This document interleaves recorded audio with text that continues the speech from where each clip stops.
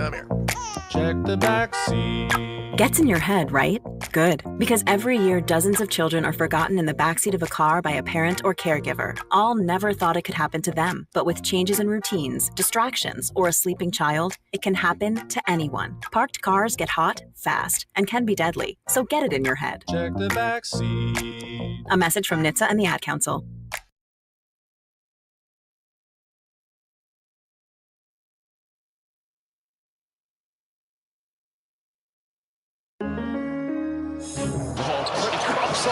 Crossover. Oh, killer crossover. Just crossover. It just crossed him over. Nastily. Another victim to the crossover. Nice time for crossover powered by Send him down. Whoa, you started that way early. Well, because Joey. That's my fault. Come on, Joey. Don't give him the. You gave him the finger. Everlevelconcrete.com. You thought you were at the Yankee Philly game. I'm so excited. It's a Tuesday. No. The finger started coming. No. All right. Let me just do that again. Yep. Everlevel Concrete. Repair in Omaha at everlevelconcrete.com is There the you proud go. sponsor of a crossover. There you How go. you doing, Joey? That you Not could too hear. bad. How are you doing? Good morning, gentlemen. Good morning. How we doing? A lot of good camp talk today. I mean, it's football content. Grass, baby. Grass. Hey, everybody, including Caleb, that was there yesterday, loved the grass. So I said this morning on my podcast, but I think next time there's an open period, I think there's only one more, right?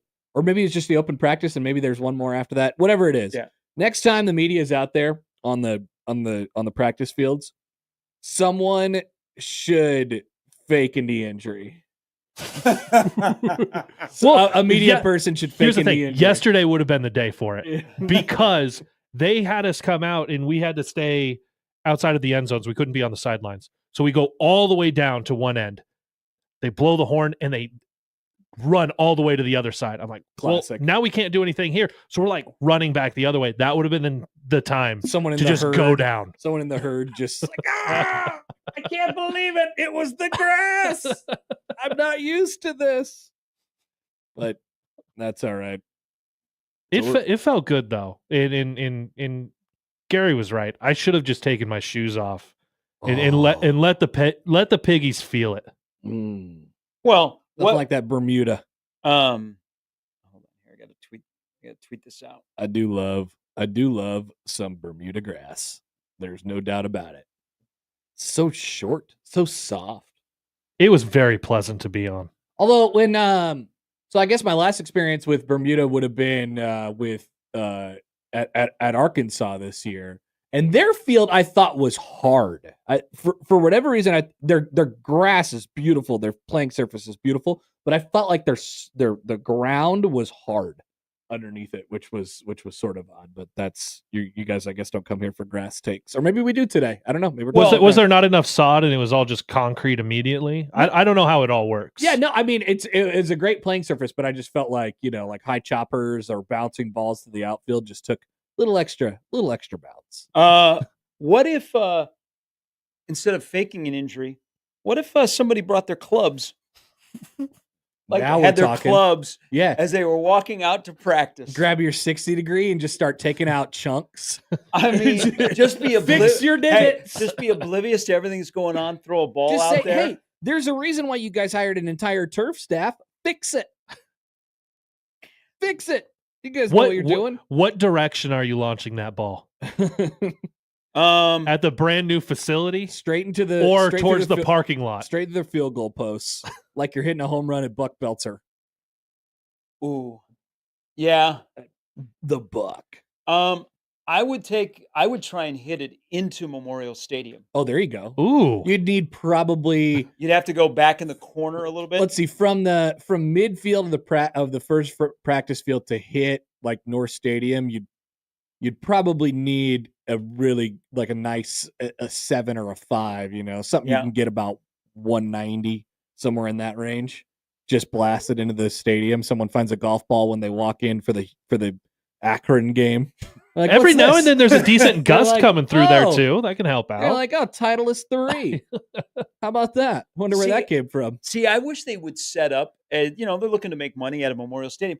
Why not set up like for a weekend during the summer when the stadium's not being used, like Top Golf? We see Major League Baseball stadiums will set up their stadium for Be awesome. Top Golf. Seriously, yeah. Put the targets on the field. Yes, they put like a little ledge in one of the upper portion of, it'd be either South or North Stadium, I guess, unless you wanted to do it off the top of East, which would be wild. That would be quite the ways down, I suppose. But yeah, you just set up a little platform up there and you just hit a couple pitches down onto the field. That'd be pretty sweet, actually. Touchdown. Golf. Caleb, take one for the team. Show up with like maybe even a pitching wedge. And a Okay, golf ball. someone's going to have to give me a pitching wedge then. Oh, that's right. I'm the non-golfer. Non-golfer, one-time Top Golf.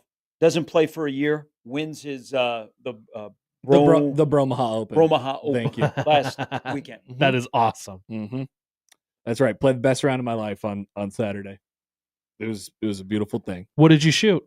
I shot a legit 78, which is absolutely nuts for me. Like, never shot better than an 85 before. And then I just ripped off a 78 just coming out of my car. You know, haven't played golf in a year. Is this like the tale of Amon Green showing up in Lincoln late It's just for like camp that. and running Yeah. the 40? Like he gets out of his car, he doesn't have his shoes tied, and he walks out onto the field and runs like a 4.3. Only if Amon Green hadn't done any activity in several months. So I'd say mine's probably a little bit better. No joke. That's the best because I was a thrower in college and I did weight throw during indoor. The best throw of my college career. Our bus was late getting there. Our flight had started. I had no warm up. I literally put on my throwing shoes, walked in the ring, That's awesome. and went, great. I should probably never stretch and warm up ever if this is what's going to happen. And Yeah. I kept chasing the feeling of that PR, and it Mhm. never happened again. Yep. Then you try to do it again, and you're like, nope, this doesn't work. I don't know what it is. Maybe just something about relaxation or having your mind on something else. By the way, Yippee writes in on the text line, nice brag, Happer. You got to use like a 7-iron, something you could hit 190. LOL. Sure. I said 5. Okay. I said 5. But yes, glad you caught that. I don't hit a 7-iron 190. That'd be a hell of a. Well, you shot 78. I mean, if I bladed it and it somehow went straight, I probably could get it roll it up to 190, something like that. But Do you think so? The glass on the TO facility. Do you think you could break that? Like if you, by the way, sliced it? with a golf shot Yeah, from the practice field? yeah. Yeah, I don't Yeah. know what the proofing of those windows are, but probably. Are you asking if they put in bulletproof glass? Well, I mean, like storm glass. Yeah. Yeah. Yeah. I Maybe bulletproof was not the right. I mean, that area of the campus Town. is pretty like shady. You got the North Bottoms right there. You got some characters that slide out of the North A Bottoms. little close to the bottoms. yeah, they'll get you if you start ripping golf balls into there. They'll get you. They'll find you. Maybe somebody should pick up the pound the rock and toss it. I noticed that there is shrubbery around it. Well, yeah, because the rock has now been in that place for a few years now, in that exact place. Thank you to Michael Bruntz, the rock correspondent, for sending that tweet out yesterday. Always curious about the rock, but yeah, looks like there's some nice foliage growing around it. It's nice. This might be a question for like Butch Hug, of when they moved the rock from where it used to be on the tunnel walk, like what was that moment like? The person from the construction company that had to, because it's not light, and somebody didn't It's a walk big over rock. and pick it up on themselves. Like the expense to move that rock, You need and then like, not to get rid of it, but to say, all right, where do we put this? Where like- can we just drop this off? you need like a pretty heavy duty front loader probably, and then you slap it in the back of a dump truck or something like that, right? I don't know. That'd be a great question. You didn't Hey. just have two dudes put it in the back of a gator and drive off? You'd have to get it into the gator somehow, right? So you need a second piece of machinery to get it into the it would have to be a large What happened to the gator. world-class lifting and weights facility here? Why weren't these dudes just doing it themselves? Maybe that's true. Maybe they just got 6 offensive linemen out there and they lifted it up. Or they said, And if they couldn't, is that where the program went wrong? or they said, which two guys on our crew hates Callahan the most in that era? We got a project for you. So the rock was there, like into it was underneath the South Stadium, like into and possibly through the Riley era. Yes. And then it moved out next to the door of the Hawks. And then it went across the sidewalk Yes. to the other. Yes. So the it other has side. been moved twice in its lifetime. Yeah. And I think again, it's reached its final resting place. yeah, they're letting stuff grow around it now.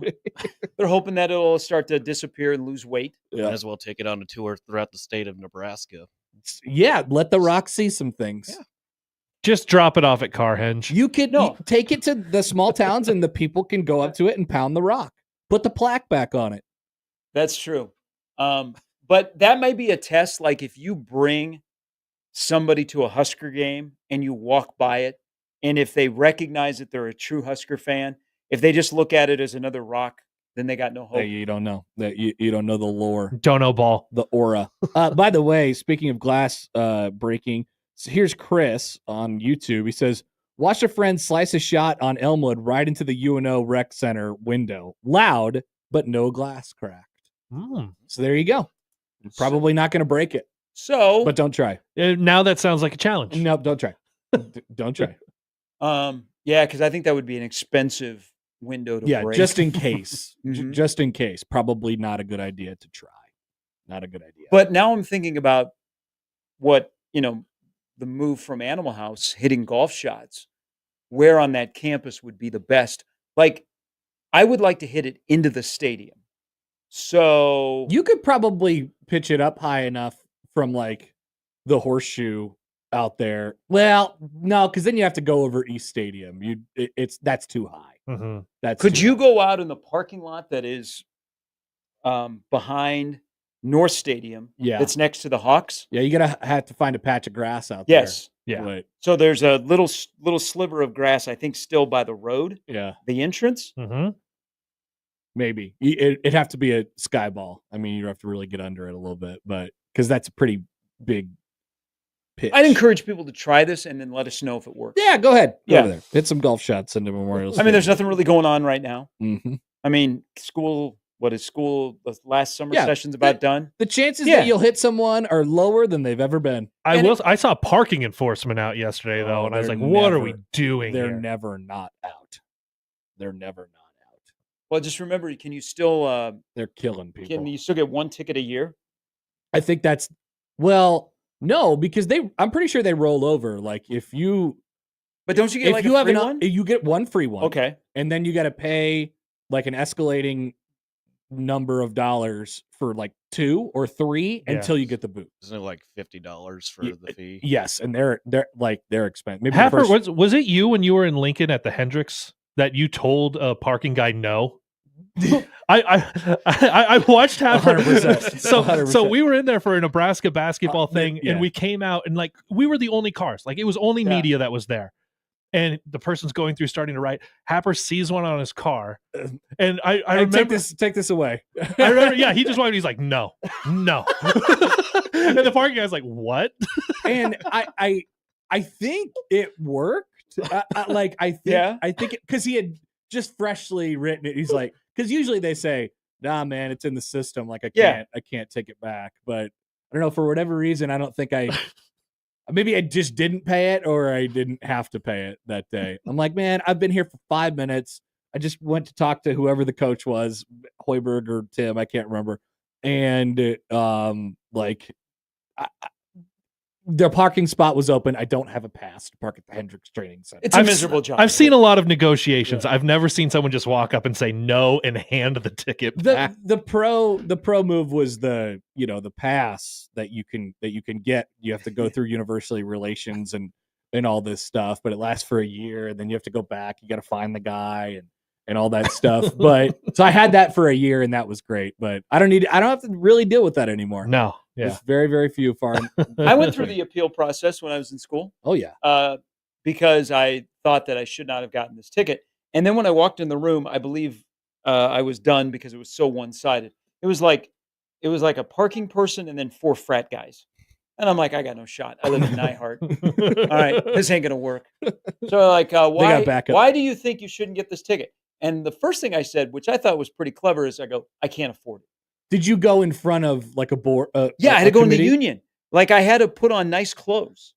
and you go in here like and you they- had committed a crime or something. yeah, and you sit down, and it's like these 4 frat guys and a person from the parking office, and they're like, oh, and they're reading, what you got, and that your car got towed over by State Fair Park, and I was like, yeah, it did happen, but this is why I don't think I should get a ticket, and I just said I can't afford it, Yeah. and that did not go over so well. Probably not. You're They're gonna like, wanna well, find a we'll take different it one. under advisement. They don't tell you what the response is right there in front of you. They mail it to you. Because the truth is, you're not going to be able to come up with something good enough to where you win the because they appeal. had pictures and we have an eyewitness, and I'm like, I didn't Eyewitness. know that was a reserved spot. Jeez. So I was going back to the dorms. It was late on a Sunday night. There was a spot open. I didn't know that you paid extra for those spots, that it would always be available for you. So I parked there. Should have said, look, the options were either leave my car there or I get in it and I start driving, and maybe I've had 8 to 12 beverages. Do you want that on your conscience? I didn't think so. I left my car there in a good faith. I was being a good human being. Maybe that's what you should have done. I like that one. Yeah, there you go. Try that out next time. See if it works. Probably still won't. I know at Omaha that you get one free one. Like you sign it and you send it back to them. You're just like, this is your warning, but this is it. The UNO parking, I mean, it's pretty tight. It's pretty tight in there. I would say. Yeah. It's pretty tight in there. There's not a lot of spaces for how many commuters. I'm very fortunate. I had family members who worked at the University of Nebraska Medicine, so I got a faculty permit for a couple of years. Good job, Joe. And they gave me tickets a couple times, and I successfully got it appealed. Good job. Do you know who I am? Yeah. I'm important. That's They that's park what you say. You're along important. that road. Happy Hollow? I guess it's Happy Yes. Hollow, right? Like just lined up bumper to bumper all the way. I had some experience over there, so they don't usually treat the sidewalks during the winter. So there's sometimes where it's icy. Yeah, it's dangerous. I'm walking to class in my freshman year, and I see a wet spot. And I'm trying to avoid it, so I hop over, not realizing my landing spot on the concrete is black ice. Had a concussion, just landed and slipped and fell. I almost passed out right on the scene, and then drank some Gatorade, and I'm all good to go. Naturally, we called our stuff Gatorade. Get some Gatorade. Joey's special stuff. Wow. My special drink. That's why I drink the Gatorade. That's awesome. Okay, so what was this you guys were talking about? Ranch and blue cheese? It's National Wing Day. Oh, Yeah, it great. is. I love chicken. Drums or flats? I had some chicken wings over the weekend. Flats. Drums or flats? Flats. Yeah, and I went with flats also. I'm a drum guy. Because- yeah. Okay. That makes sense. It's just you're just different than everybody Okay, else. before Okay, no. but- Here's why. Because I feel like I get more meat with the drums. Like it has a tendency where I go, the flats, I'm not getting as much meat. A small flat is no good. You're right. Yes. But a big flat, there's no way there's less meat on that than there is on a Fair. drummy. The flats are better. And they're easier to dip, in my opinion, in ranch, not blue cheese. Well, if you get the drum, you can pull off the meat and then you can dunk it. Okay, don't do that. Why are you adding steps to this? don't do that. You're taking the meat off of it? Sometimes I do. You're not just I'm not, picking I'm it not, up. That's I'm what not a teeth frequent. are I'm not a for. frequent dipper, You have teeth. but I will dip, and sometimes you pull it off and you dip it in there because you don't want it to overwhelm the wing.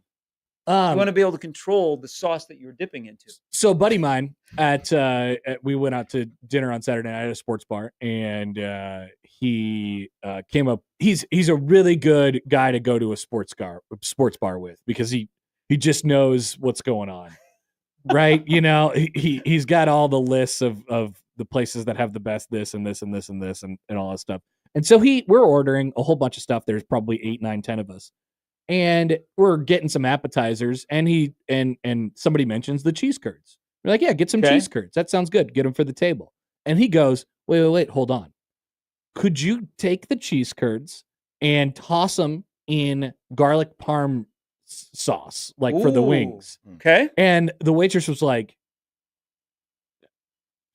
I suppose. I guess I don't see why not. I've never really heard that before. I guess they come out.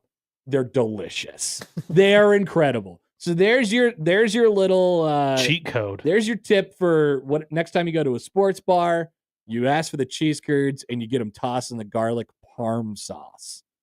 I don't know. It rocked. Joey, next time you're at Culver's, try that. It rocked. I don't know if they have that there. I'm not sure. Next time I go to a Packers game, I'll see about doing that over in Titletown. Of course, in Titletown. Titletown. I had some great cheese curds at a Minnesota Golden Gophers football game one time. I was eating. Was that your Frozen game? It was the 2019 hoodie game. Yeah.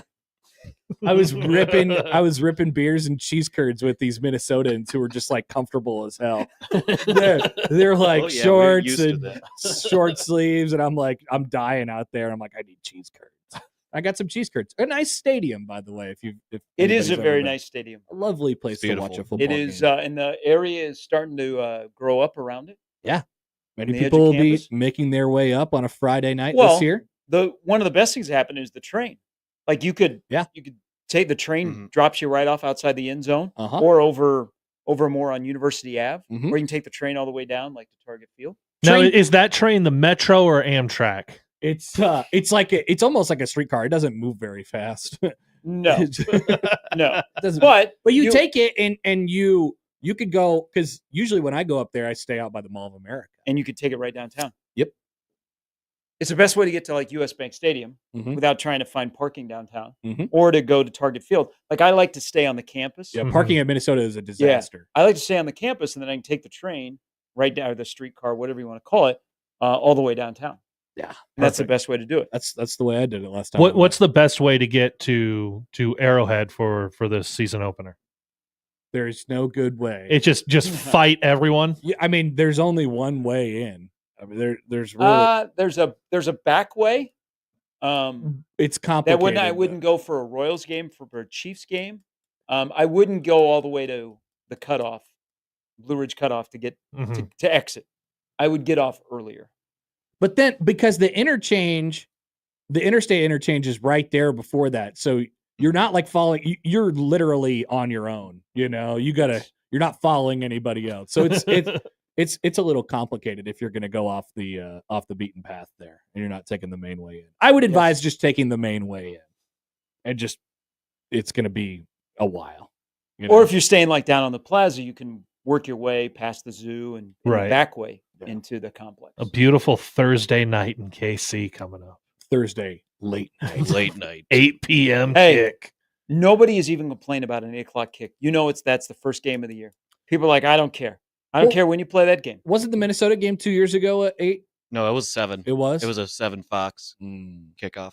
Thank you, Joey. The only thing I care about with the kickoff is what time I'm going to be able to get Big Red Overreaction. Well, in this case, it's about Friday. It's about 11:30, 11:45? 11:30 going into Friday morning, yeah. Should be a fun night. I wonder who the hosts will be for that show. About 9 people. What do you say? Like, it should be a fun night. It's going to be Joey will be right in the chair that he is in. Okay. So when you say that, it's usually like as a loss. Usually, if it's a loss, it's going to be entertaining.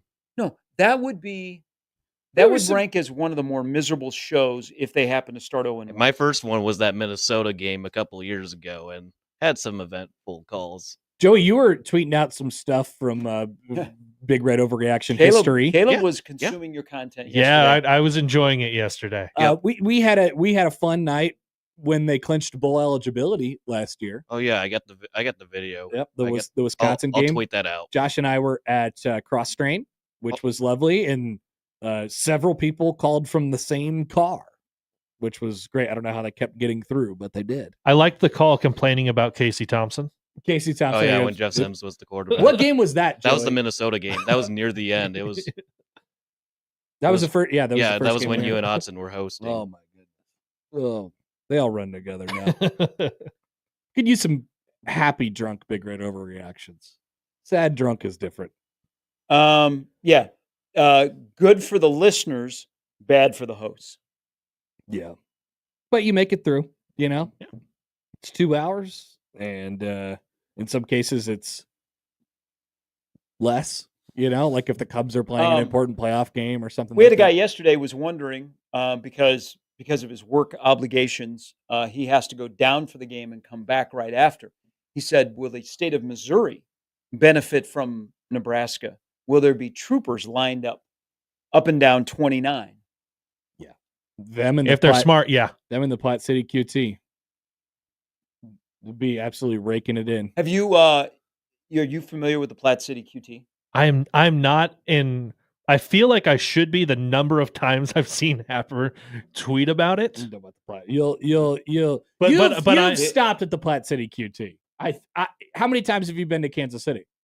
It's been a hot minute. Oh, really? No, Okay. I used to, because where I went to college was on the other side of St. Louis. So I went like around Kansas City every time I went to and from college. Right, but the Platte City QT is on the north side. It's like just north of the airport. So you went by it. Yeah, I probably went by it, but I've never stopped there. I always made my stop in St. Joe. Okay. So it's St. Joe stopper. It's an option.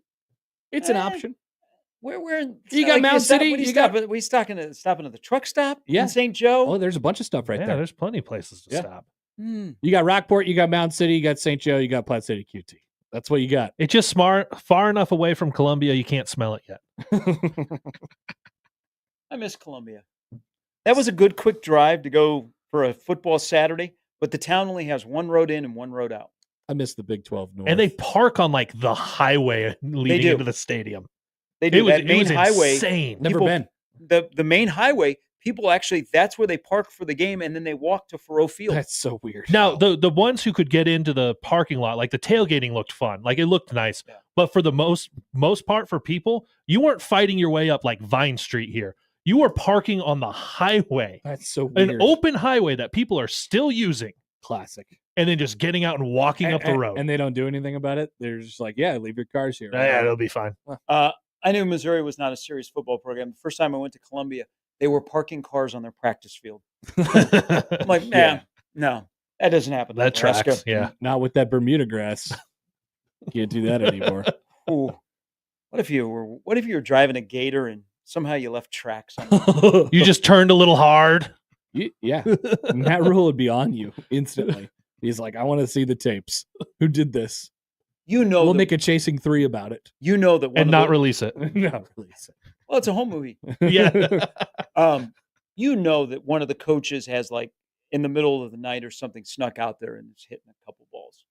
Like, they have to. Which coach is most likely to have been that one?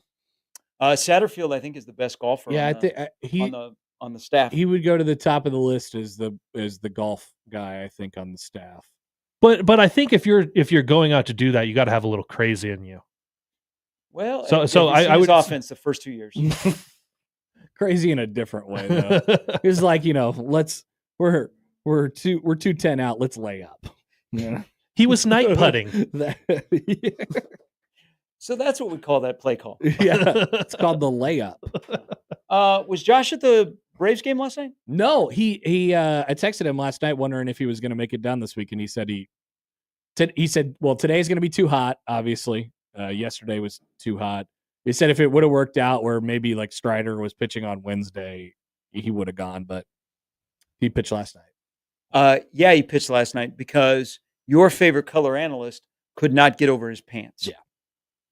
So Spencer Strider has like the biggest calves in baseball and the tightest pants. He does. I did see one of the shots that they had of like the concourse coming back from one of the innings. Guy was wearing like an old school Braves jersey, and the last name on it was Schwellenbach. Nice. So one of their throwbacks that they wear? the blue sleeves and the A and the kind of cursive A on the chest patch there said Schwellenbach on the back. Pretty good. Can I ask you, why are we getting that person stopped at the Platte City QT last night? Why are we getting weird about Major League Baseball guys' bodies? Because like you talked about the calves and the tight pants, and there's what is it with the Brewers with the big dumper? That's the Mariners. With the Mariners, yeah. Like why are we deciding to get weird with this? Spencer Strider is pretty noticeable. Yeah. I mean, it's also the way he kind of is, yes, the way he presents himself. Yeah, he's really wide. He has a wide stance, when he kind of faces up with the plate. But that's always been a thing, right? We always comment on baseball Fielder. players' butts and things. Yeah. I mean, Prince and his dad, Cecil. Big dudes. Big fellas. Huh. This guy's getting fat. This guy, but guess what? He's hitting 40 home runs a year. That's all right. Man, Yeah, Barry Bonds' neck got big. Barry Bonds definitely changed by the end of his career. He looked a little bit different, but man, that guy could hit. Oh, love that guy. All right. Okay, that's it. Did you talk about Ryne Sandberg today? Yes. I assume. Yeah. Man, that's. I was trying to. So we'll talk about this in a minute, but like I was trying to figure out because I missed his whole career basically, and great player obviously, but like the question that I was trying to get to last night in my head was every single Cubs fan I know is like, this is the guy, this is the guy, this is the guy, and it makes sense because he's one of the best players in Cubs history, but. I don't know. You would think that he's one of the legendary guy like of all time, just from hearing from Cubs fans. And his career was great, but it wasn't like he's not one of the best 5 players of all time or anything like that. But everybody loved that guy. And why is because he played every day and played incredible defense, played hard, stayed with one team basically his entire career, except for the start, and was an incredibly great dude. You know, like that's the answer to the question. So I think that matters. And there was WGN. And there was WGN. Yep. I mean, there are so many Cubs and Braves fans across the country because of the 2 superstations. Yeah.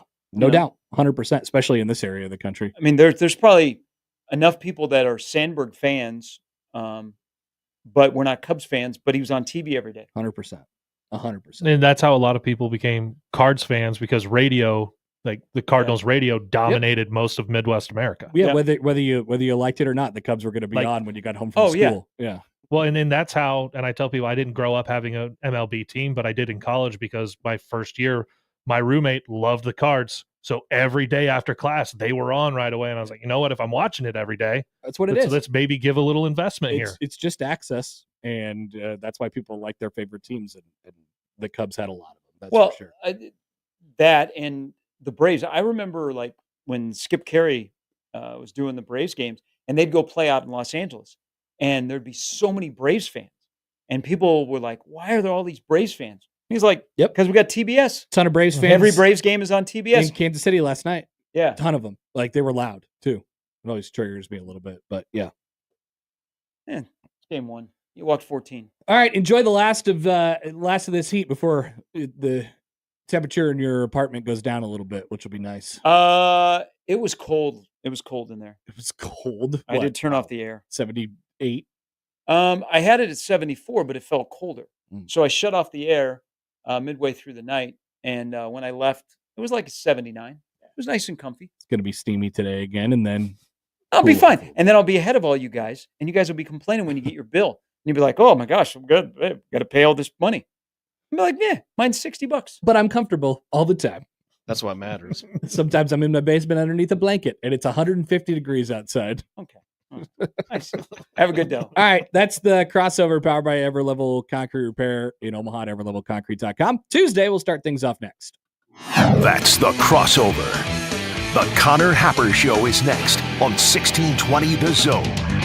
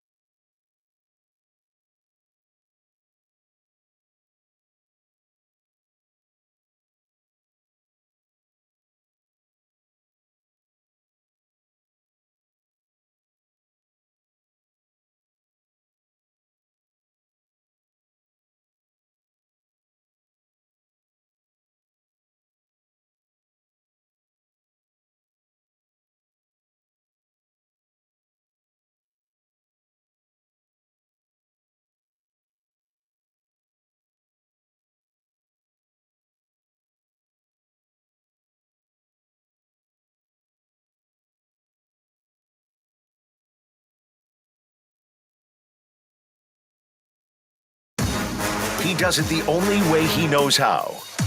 With his massive sports brain sprinkled with a smidgen of rabble-rousing.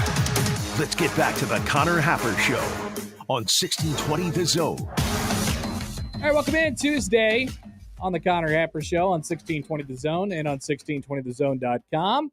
Connor Happer, Joey Colbert with you today. Welcome, everybody. Welcome, indeed. Joey is ready for football season with his Honkin' Creighton shirt on. Hey, I'm celebrating a coaching decision yesterday. There you go. He's here for Mitch.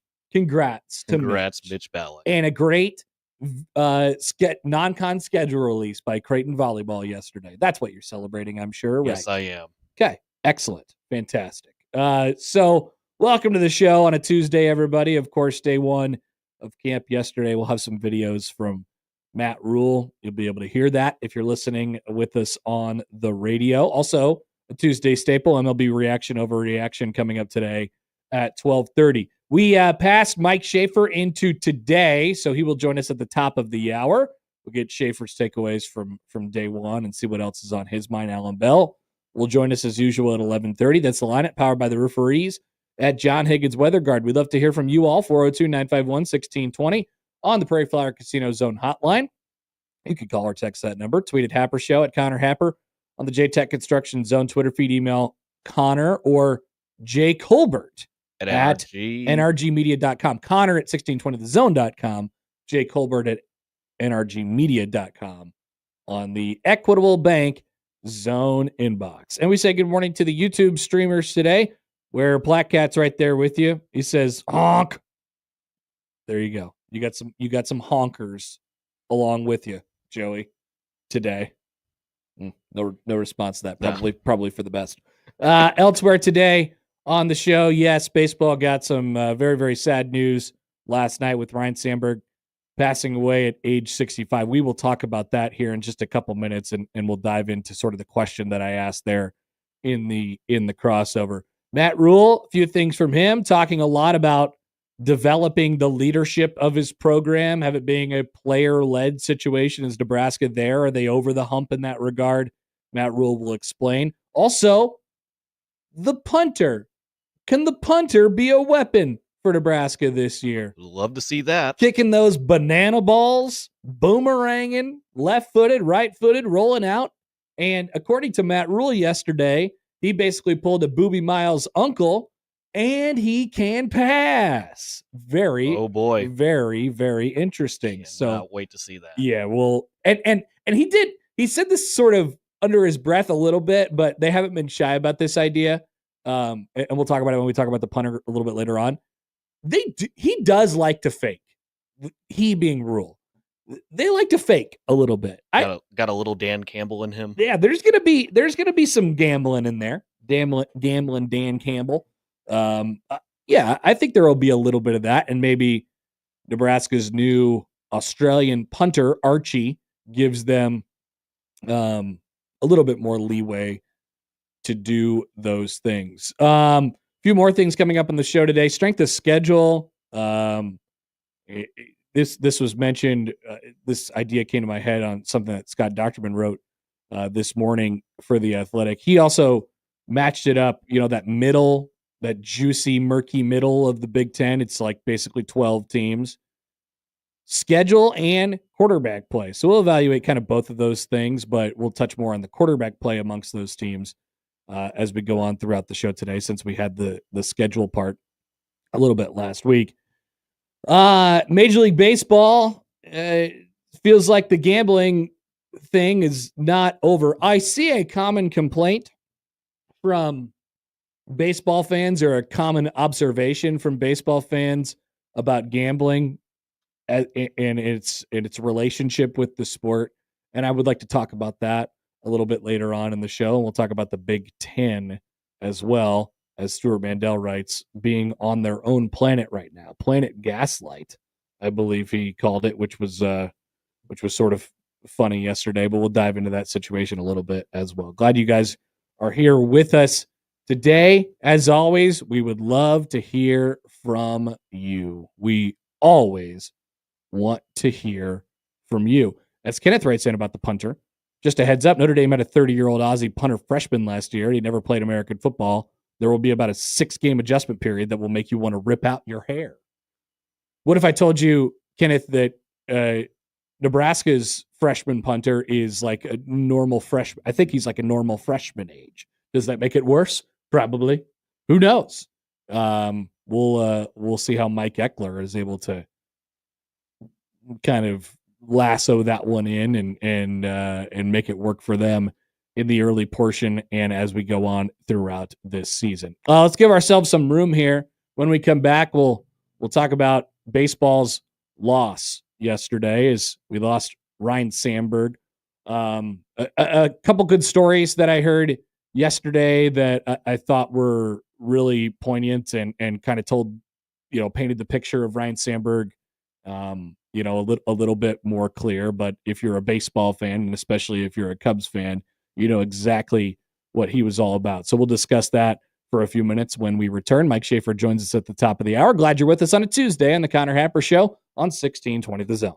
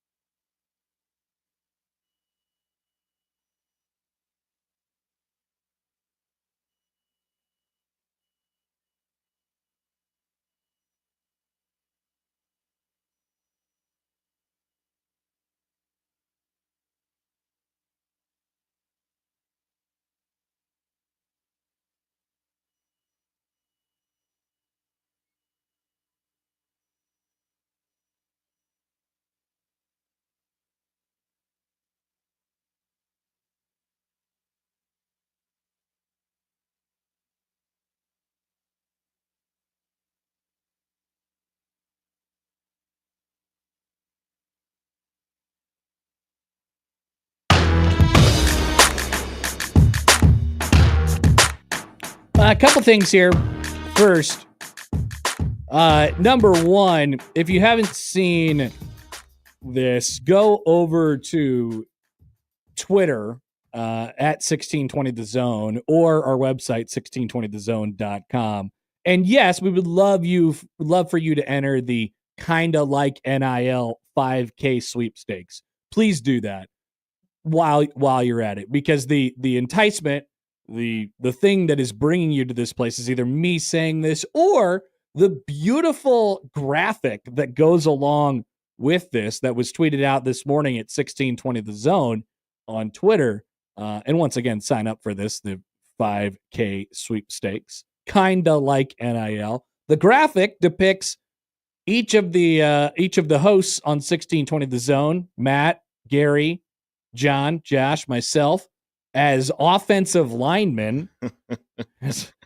the position of the positions of each of the players on the offensive line is fascinating. Like, why am I the center? Yeah.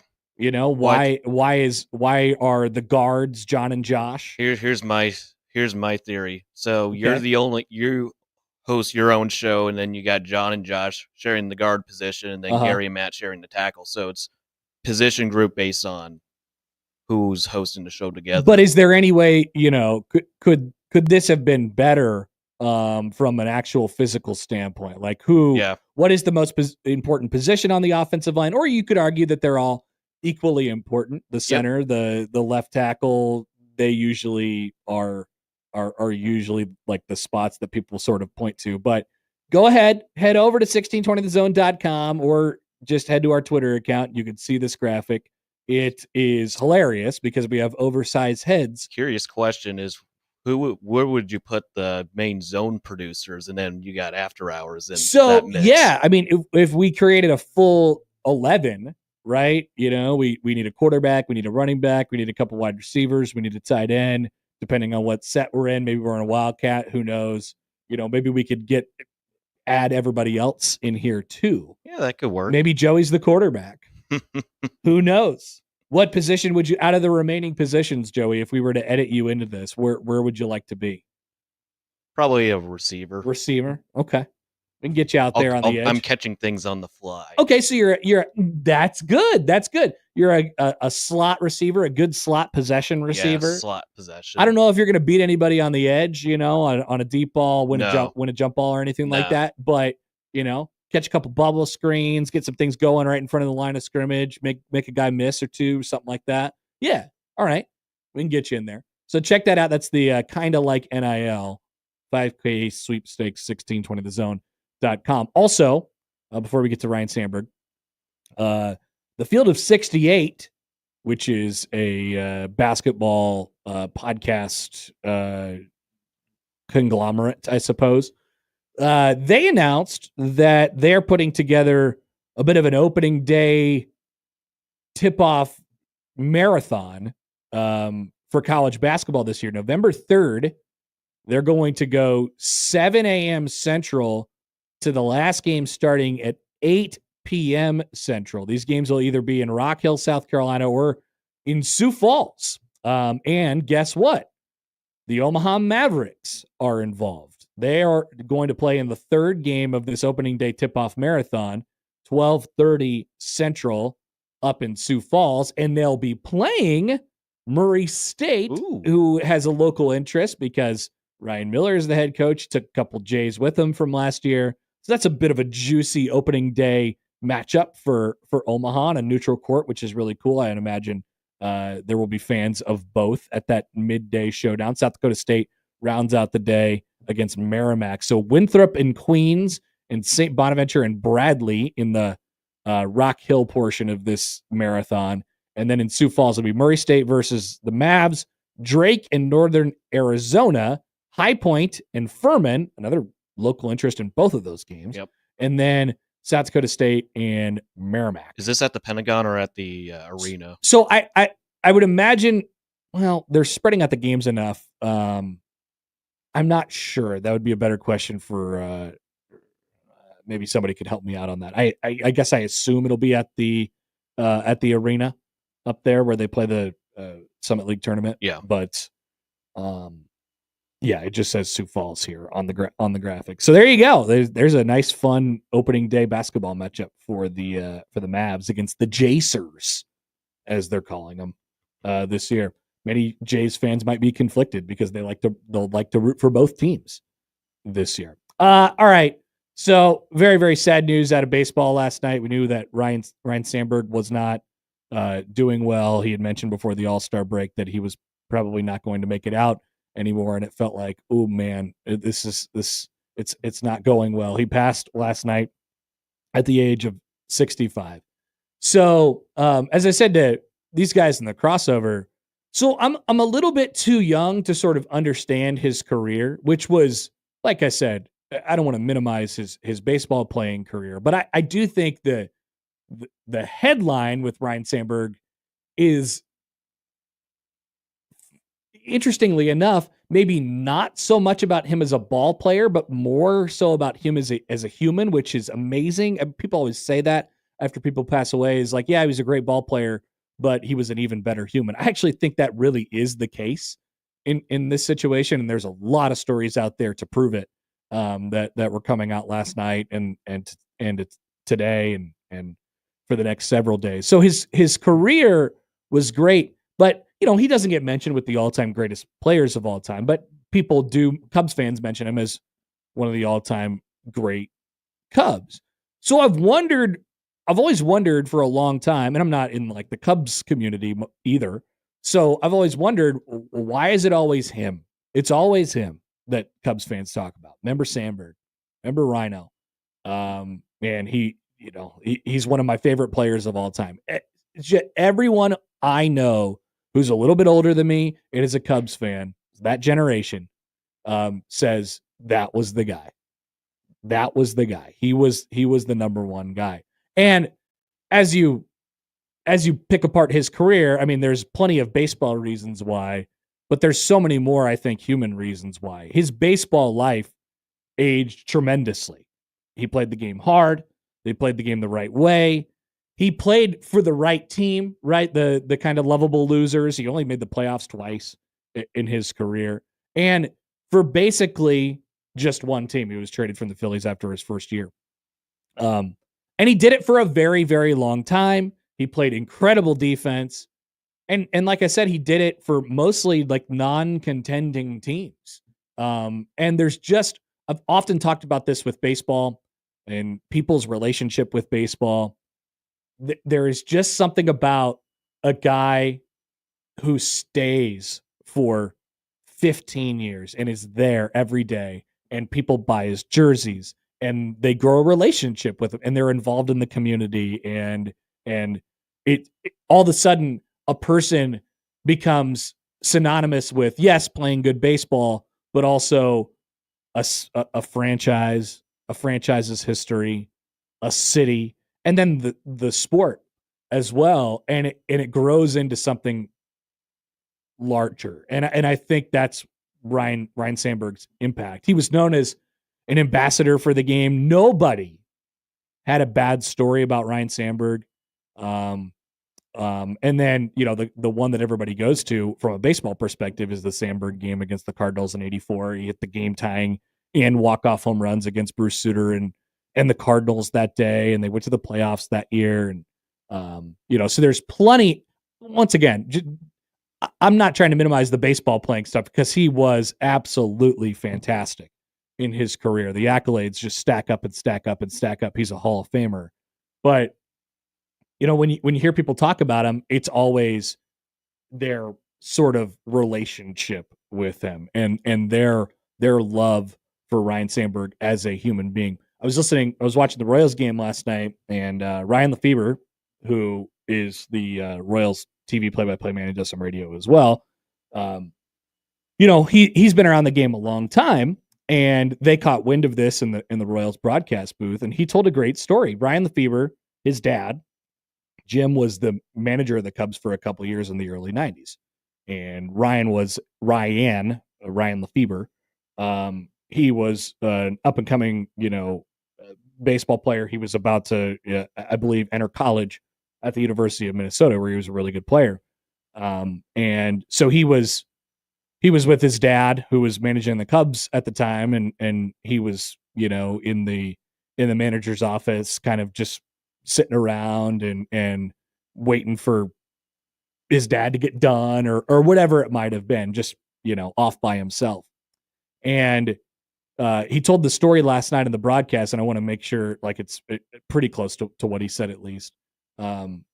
He was just off on his own, and what do you know, minutes before the game, Ryne Sandberg comes in because he caught wind that Ryan Lefebvre was, about to start his college career or was, getting ready for another season of baseball, and Ryne Sandberg comes in. This is minutes before the game is supposed to start, and he comes in and he seeks out young Ryan Lefebvre, and he tells him, hey, we're rooting for you. Have a great year, and all of these, and all these nice things.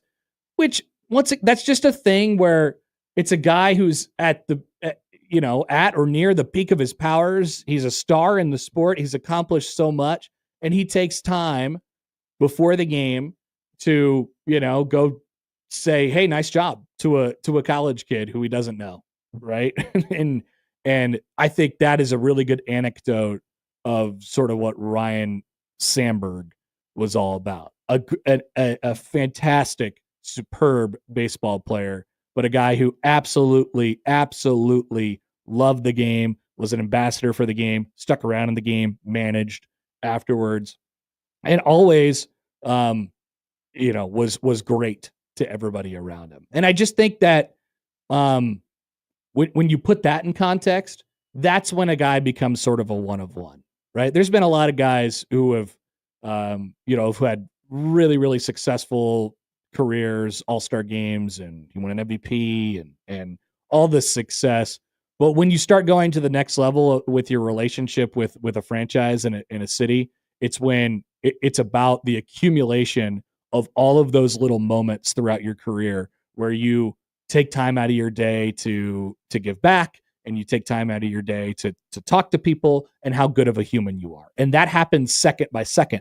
That's not that's not just the little moments in between. That's second by second. That's everything you do. And so there's a lot, that goes into that, but it has to be who you are. You can't fake it. It has to be who you are. And it was in the case of Ryne Sandberg. So a very, very, very tough loss for baseball yesterday. Ryne Sandberg passed away at age 65. All right, quick timeout. Mike Schaefer is going to join us on the other side. We'll be back after this on 1620 The Zone.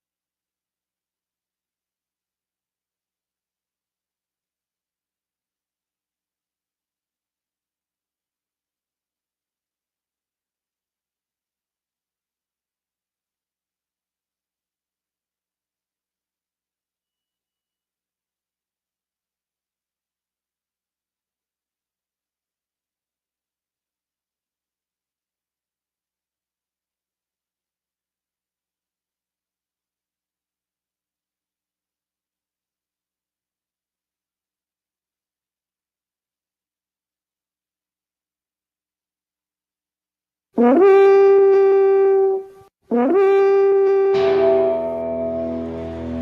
to Guardians. Yeah, I have statistics to back up that we have people that listen. Mike Schaefer. Anytime there's sort of a debate as to who can do something, Happer would always put his name forth, for sure. Husker 24/7 on the Connor Happer Show on 1620 The Zone. I could be a star. All right, we're going to hold of Mike Schaefer here in just a second. Want to get his thoughts on what he has seen and heard from fall camp. We're just one day in. Can you believe it? We have so many days left of fall camp, including some things about the punter, the whole player-led thing. I want to know, though, as we're kind of laying the groundwork, I guess, for the conversations that will happen over the next month or so as we get ready for the season. I want to know where Schaefer right now is either like buying or selling what Matt Rule is sort of talking about. I think he's made a really strong point over the last week since Big Ten Media Days and now after practice yesterday to talk about his defensive line specifically and we talked about that a lot with Sam yesterday, but he's talked plenty about that defensive line and basically the idea is underestimate them at your own risk. And it's funny, we focus in on one thing or two things. The truth is, I think this season is a little bit of a mystery in terms of exactly and I laid out the formula or what I thought the formula would be yesterday. It's a little bit of a mystery because it's different. It's very different, I think, than it was last year. The players are mostly the same. They're another year deeper into the culture and all those things about the program that we love to talk about, which can only be a positive thing.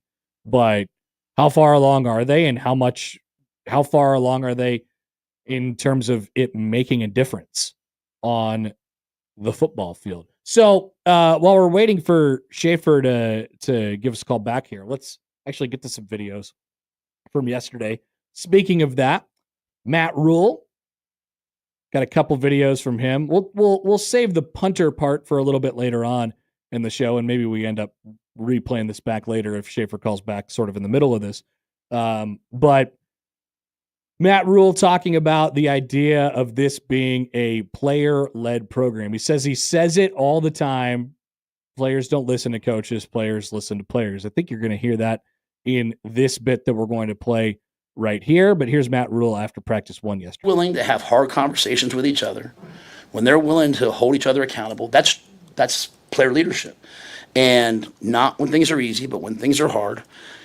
I gave the example to them. I don't mind saying it to you guys. Like, it was 13-6 last year against Ohio State. We were losing at halftime, and it was like a revival in our locker room. They were so excited. They were like, freaking, Johnny just made that kick, and they're like, we're going to come back and win this game. And we almost did.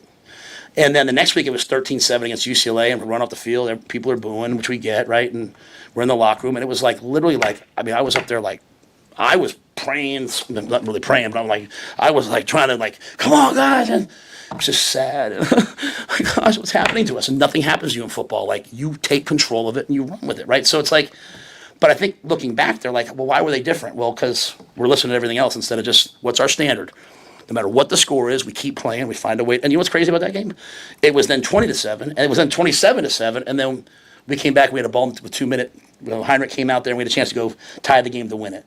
So it's like, but you have to sometimes go through those things to learn, just keep playing. And that's, I can say that till I'm blue in the face. Players don't listen to coaches. They listen to each other, okay? And at the end of the day, they listen to each other. They hear me 20 minutes a day. They hear you guys a lot on social media. They listen to fans on social media, and they hear each other. So it's like, man, you guys have got to do a great job of saying, hey, guys, keep playing, keep playing, keep playing. So I like where we're at in that regard. Let me say that. I like where we're at. I mean, they're doing it. Just can we do it, continue to do it at a higher and higher and higher level? It's good to hear him say that he likes where they're at in that regard. Now, at the same time, you really don't know until you know, right? You really don't know until the live bullets start coming at you a little bit and you're in one of those situations. But this is the thing that coaches are always trying to teach their players. I mean, you're always trying to strive for this level of consistency. And that's why coaches always talk about setting a standard. This is what we have to be all the time, 100% of the time. It can't be based on circumstances. It can't be based on, whether it's, I mean, the great example, he laid out that example from the Ohio State game. And I thought it was a good one because the UCLA game was, theoretically exactly the same, right? But the circumstances are completely different. They're down by, it was actually 14-6 going into halftime at Ohio State. So they're down, they make the field goal, Hull makes the field goal, and they're down by 8 going into halftime. And you're like, man, we're in this, we got this, we're on the road. Nobody expects us to be here. This is great. And then the next week they come back against UCLA, and it's basically the same score, but the circumstances are completely different. You're at home, you're playing against a team that you're supposed to beat, and you let the circumstances sort of dictate your energy level and your ability to, really get up for the moment. I think a great example of that is basically Nebraska's, and this proves, by the way, that this was still a thing last year. And once again, you don't know until you know. But think about the Colorado game last year. How much energy there was for that. And I felt that there was obvious energy because the obvious hate for Colorado and you owe them and all those things. But where the real, I thought, and you saw this mirror in the fan base a little bit too, where the bloodthirstiness came from, that came from not only the hatred to Colorado and the fact that you owed them, but also the fact that you thought you were going to win. You were confident that you were going to win that game. You were confident that you had grown enough in a program over that year since you last played Colorado in 2023, and you got them in your backyard. It wasn't a question going into that game of if they were going to do it. You wanted to see it happen, but I think from a player standpoint, there wasn't much question about that. They thought that they were going to play well that day, and they thought they were going to kick their ass. And that's what they did, right? So that's not just that, and they played as well in the first half as they would pretty much all year, all the way until the Wisconsin game, basically. Mm-hmm. I mean, and the crowd was as good as it was all year. And you want to feed off of that emotion when it is there, but the coaches are always trying to get players to be the same all the time and have it not dependent on circumstances. Because as we've seen, and as Rule just explained, the circumstances change dramatically throughout the ups and downs and the winds and the curves of a football season. They just do. And there's going to be times where you're not feeling like you're playing very well, and the fans reciprocate that sort of energy toward you. So you have to have this sort of standard. It's easy to say. It is a little bit more difficult to actually, incorporate and figure out throughout a year, because we're all human beings and you get down and up and you ride that roller coaster.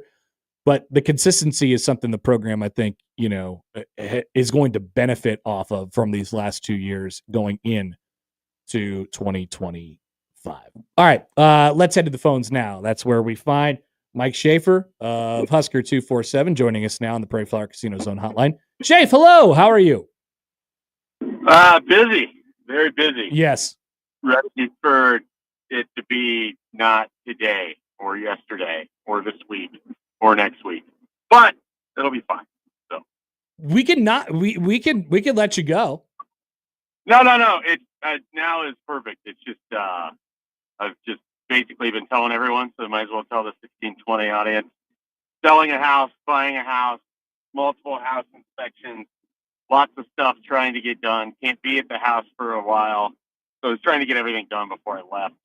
And I'm just now getting you called back. So I will be joining the good folks of Omaha in a little less than a month. Wow. And then I get to claim Omaha as my new home. I don't know how I feel about that exactly, but it doesn't really matter how I feel because that's what's happening. Well, there's certain there's certain things that you have to say and adjust to. You have to constantly complain about the Lincoln traffic. You have to talk about how the Omaha pizza scene is like much, much, much better than the one that you left behind in Lincoln. So I don't know if you're ready to accept those things yet, but eventually you will. Generally, those aren't things that I disagree with. So I will say I find the Omaha people talking about Lincoln traffic sort of funny. If anyone ever has to use, I don't know, 204th, Maple, anything that isn't the Dodge Expressway or the interstate, I don't really know how you talk about traffic and pretend like it's that much better in my future home metropolis. But I'm excited about, all the speedy places I can get to per Omaha people relative to Lincoln. That's right. There's that. Jimmy also says on YouTube, you have to be around way more Iowa and Creighton fans. Are you comfortable with that? Yeah, that's a downside, I think. There's not, you lived here in Lincoln. There's no Creighton talk here. There's no, nobody cares about Creighton. It's just one of those things that's just a truism about Lincoln for the most part. You'll get into your select crowds where there's the people who will talk about Creighton or trumpet the blue or whatever we want to call it. But for the most part, I've been insulated from that. So now I'm going into the belly of the beast. And the biggest concern I have here is I am raising a child and I am trying to teach him what's right in the world. And I don't want him rooting for Creighton. And I'm afraid because they're probably going to be pretty good. And my in-laws have season tickets. He's probably going to spend a fair amount of time at Creighton. He's going to see you as a pregame host. I don't know. This is not, I think he's already met Billy the Blue Jay. I might be losing this battle, and I'm already a little upset. I hadn't really thought about that, Schaefer. It's a good point. Your child will grow up in the same position as me. They grew up, and Creighton basketball was just always a thing since they could remember, and they grew up going to Creighton games, and that's why they became Creighton people. Oh, this is fascinating. Very interesting. Yes, anything that I could do to continue to hurt your case in this battle, I will contribute to this mightily. We are very likely going to get UNO season basketball tickets, and so I'm hoping that they just continue to have a nice run in the Summit under Coach Crutchfield, and I can maybe push him, if he's going to root for an Omaha basketball, let's make it the Mavericks. Let's do that. That's my biggest effort here, because the other problem is I just can't get them over to Lincoln to go to Nebraska again. Yeah, it's going to be hard. So it's going to be a battle. That's really the biggest downside I've found. Wow. All right. Well, we look forward to many, many updates on this battle that Mike Schaefer will be waging throughout the remainder of his child's adolescence. Schaefer, I wanted to ask you. Well, yeah, I wanted to ask you more questions about that, but obviously we'll throw in some football questions as well. So there's been a lot of talking over the last week or so. There's been Big Ten Media Days, and then the first day of fall camp is always there's a lot of things that I think Coach Rule sort of just wants to get straight, and people have their observations. What are you buying or not buying that Nebraska is selling right now as we head into camp? On just the general basis of Matt Rule's history, I buy that the defensive line will be better than just the general consensus. I think it's a little bit of a parallel to if you go back to 2023, where you have a lot of questions about, hey, what's this defensive line going to look like? And then they were great right away. And Matt Rule was sort of bullish on the whole thing because, again, he's never had bad defensive lines. That's a hallmark of his coaching and his team.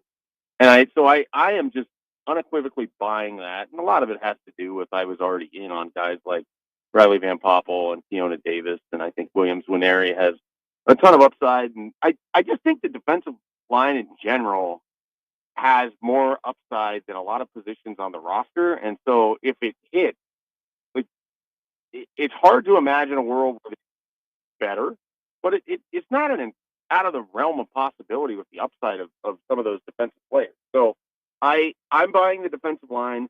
I'm buying that they had a pretty quiet offseason, that they're focused, that they're moving forward and feeling good about things.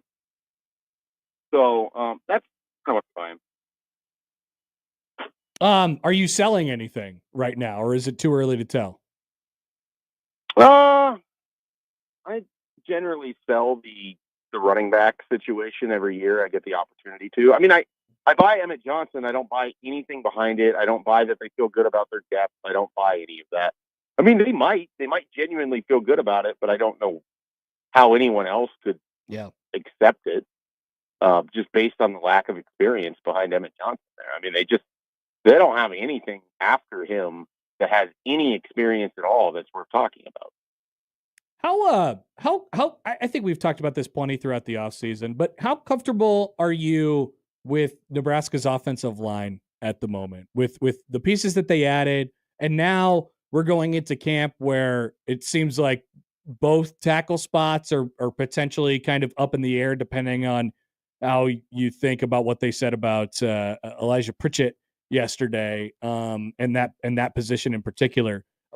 What are you feeling like this is an offensive line that can be depended on, especially compared to the last couple of years? These are always famous last words when you talk about the offensive line, but I don't have the same level of apprehension. I've just kind of bought in that I think that they have enough depth. I don't know what the exact formation of it's going to be. I couldn't tell you exactly who the best five are, but I think they have enough bodies. They have enough people with experience. They have enough guys that have upside. And I've sort of just accepted that Donovan Raiola has the ear of that group, and I think they're going to be fine. I would stop short of saying that they are a strength of the whole team, but I think that they can certainly play up. And I just don't have the apprehension of the offensive line that maybe I would in previous years. Yeah, I think that's fair. And then, like, how do you think ultimately? Once again, super early to tell, and we're one day into camp, but it doesn't have to be based off of anything. If you had to predict it right now, who are each of Nebraska's starting tackles at this point? I think it's going to end up being Pritchett and Gatula. Those are the two that I would bet on right now. Yeah, Pritchett left and Gatula right.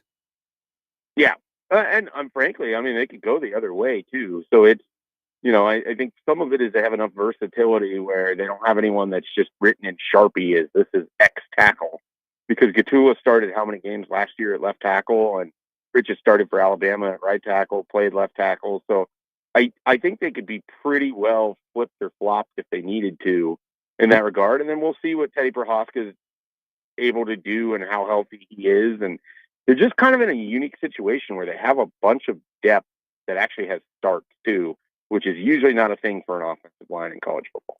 Yeah, Mike Schaefer, Husker 24/7 is with us.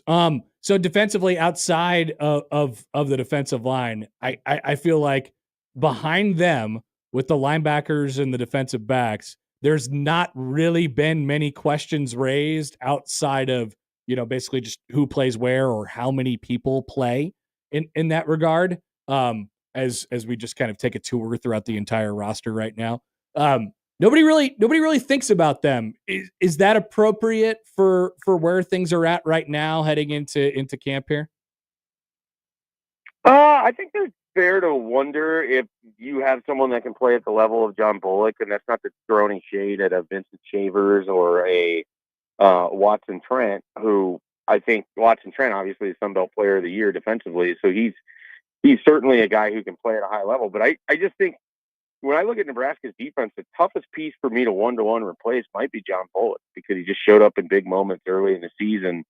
And that middle of the defense is maybe the area I have the biggest question mark defensively, because I don't know that we can just pencil in right for X amount of games. We don't know what Vincent Shavers can be as a starter yet, but I think there's lots to like. I think there's a ton of names and a lot of upside. I just don't know how it's all going to play out. And then the guy that I have a lot of skepticism about, and he's listed, he's probably going to be a jack. He's probably going to be pass rushing, but I'm not like Deshaun McCullough. I don't know how that's going to go. I don't know what that exactly looks like. I don't know what the best version of him is. I don't know that he's going to be an elite pass rusher. So then is he playing more in coverage? Is he, so he's someone that I think has a lot of question marks for me, not in terms of athletic ability, but just like, what does it look like? What is the baseline? What is the best? what is the worst case scenario? So Deshaun McCullough is kind of a fascinating what if to me, because I don't think he's built to play in the Big Ten. And so then I'm curious, like, you're playing the Big Ten on the line of scrimmage. So how are you going to maximize the value out of this really unique defensive player? I'm very curious about that. Yeah, the playing with him will be really interesting and certainly a talking point over the next couple weeks. All right, Schaefer, we'll let you go. Know you're busy. Thanks for squeezing us in today. We will talk to you soon. Good luck with whatever comes your way today. I appreciate it. Real quickly, I do want to say I did get Happy Gilmore 2 in over the weekend, and my general feeling was I went in expecting it to be an absolute bomb, and it was better than I expected, but not like it. If I never saw it again, I don't think I would mind. Did you? How is that for a take? I don't think that I would probably. I'm not particularly interested in watching it again, but I laughed pretty consistently throughout the movie, so I felt like that was enough for me to say really I enjoyed myself. Two things: the new Happy Place, that was funny. As a guy now going into his late 30s, early 40s, the low cholesterol, like that made me laugh. Yeah. And then pretty much anything with John Daly worked for me, but especially when John Daly was explaining to Shooter McGavin, who had been institutionalized for 29 years, and John Daly, of all people, saying it, that we don't objectify women. That was probably the hardest that I laughed in there. That just thinking about them sitting on the couch watching Love Island Australia makes me laugh right now. Yeah, pretty good. There were some sneaky ones in there too. Not just the main ones. I like those. Those are deep cuts, Shane. All right, appreciate it. We'll talk to you later. All right, guys, take care. Have a good one. Have a great week. Mike Schaefer, Husker 247. You could check. I don't know if he'll publish his Happy Gilmore thoughts on the website, but he probably should. I would click. It'd be worth viewing. I would click on that for sure. The one thing, so I thought of another thing as Schaefer mentioned a couple deep cuts from the movie. I also wanted to give a shout out because I just saw him on my television screen because we're watching ESPN in here. The Stephen A. Smith, when they would cut in on Stephen A. Smith, and he's the first, I can't remember what the first take that he had was, but I think it was something I laughed out loud. It was like super, something about he should go to jail or should go to hell or something or whatever. That was that when Happy started golfing again and he had his wipeout. Yeah, I think so. And then when he was with Eric Andre and obviously Stephen A. had a very, very hot take about that, but it was like way beyond the line even for Stephen A. Smith. Was there a little too much Stephen A. in that movie? There was what? Just two shots of him? Two times he had to take? Yeah, he had to take 2 or 3. I'm not sure. I just remember seeing a lot of Stephen A. from the show. Hey, they had to squeeze him in. They had to squeeze in Dan Patrick and then a whole bunch of random podcasts. It's too bad they did not pull Skip Bayless in there.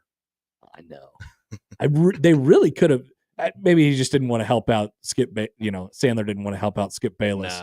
Nah. Which is probably a good idea. Pretty understandable, I suppose. Yeah. But Schaefer was a little bit skeptical, I think, and ultimately probably did come away with a positive review. But if you laugh a few times, it's worth a watch. It worked out okay. It's worth a watch. When we come back, Alan Bell will join us. We'll bring up another couple NFL teams with him as we continue kind of our tour throughout.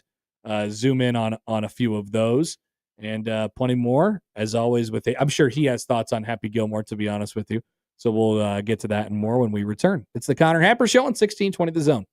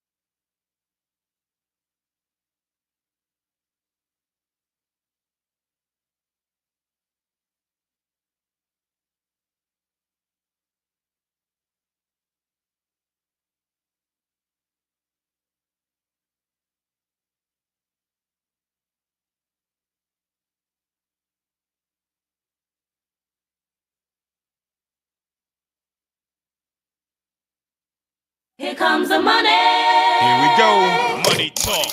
Here comes the money. Money, money, money, money. Alan Bell, the AB3 on the Connor Happer Show on 1620 The Zone. All right, time for our weekly chat with Alan Bell. Driving the line in the Prairie Flower Casino Zone hotline. We bring him up now. AB, good morning, my friend. How are you? Good morning, buddy. I'm doing good, man. You doing all right? I'm good. So I told this story during the crossover a little bit earlier in the show, but I wanted to hand it over to you because I thought this would be a good jumping off point for this conversation. So, got a friend. He's really good at like ordering stuff at sports bars, and he knows kind of exactly where to go for what food items. So we sort of just let him take control. So there was a group of us at a sports bar over the weekend, and we're getting a bunch of appetizers and stuff like that. And everybody votes on cheese curds, and we say we want cheese curds for the table.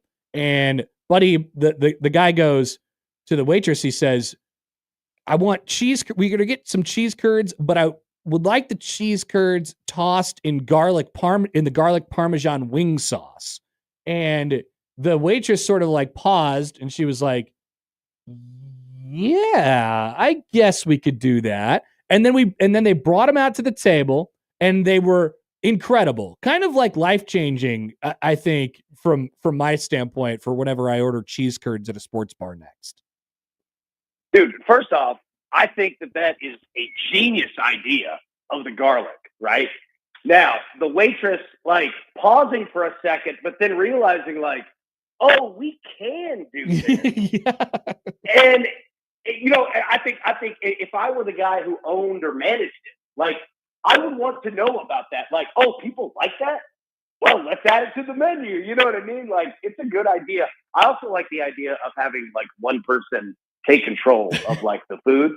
It's a smart move, man. It's an absolutely smart move because you're going to like what you get. You know, get a couple appetizers. Like, having somebody in charge is smart. Well, so there's another example of this at the same gathering. So, you know, I think there's probably 8, 9, 10 of us there or something like that. And we're all going to get wings or whatever we're eating for our entree. And then probably we're going to want a basket of fries or some tater tots on the side as well. Yep. And he's like, no, I know we're all going to do this. So they had this fry platter, which comes with like several different, you know, it comes with the curly fries, it comes with tater tots, it comes with just regular French fries, it comes with, you know, whatever other sweet potato fries or something like that as well. And he's like, we're going to get 2 of those for the table and end up saving money. So I was just like, all right, go ahead. You go ahead and pick what I want. It was a fantastic sports dining experience. Yeah, look, dude, it's a smart way to go about it, right? And, you know, you have to trust your captain there. Like, your quarterback, like, if you've got trust in him that he's going to make good decisions on the food, which your guy absolutely does. Like, the fry basket, not only was it smart, you got multiple options, it's cheaper too, you know? Yep. So, yeah, you got a good quarterback on your side. Yeah, if my life depended on, you know, like the quality of my ordering at that sports bar in particular, I feel like my life was in good hands with my guy. All right. So I figured I'd bounce that off you. You got to stay on your toes. You got to think creatively when you're ordering at restaurants, as I know you do. I appreciate it. Yeah. All right. So we've been thinking about this for weeks now, and it's one of our yearly things, along with betting the over on punts in the Super Bowl. It is the Hall of Fame game on Thursday. Chargers and Lions. We're not looking at the spread. We are not looking at a team total or maybe we are, I don't know. But we are looking, as always, at the over under the total, which is currently set at 32.5 points, which is an astronomically low number. But judging off of history, AB, I think you know what we have to do here.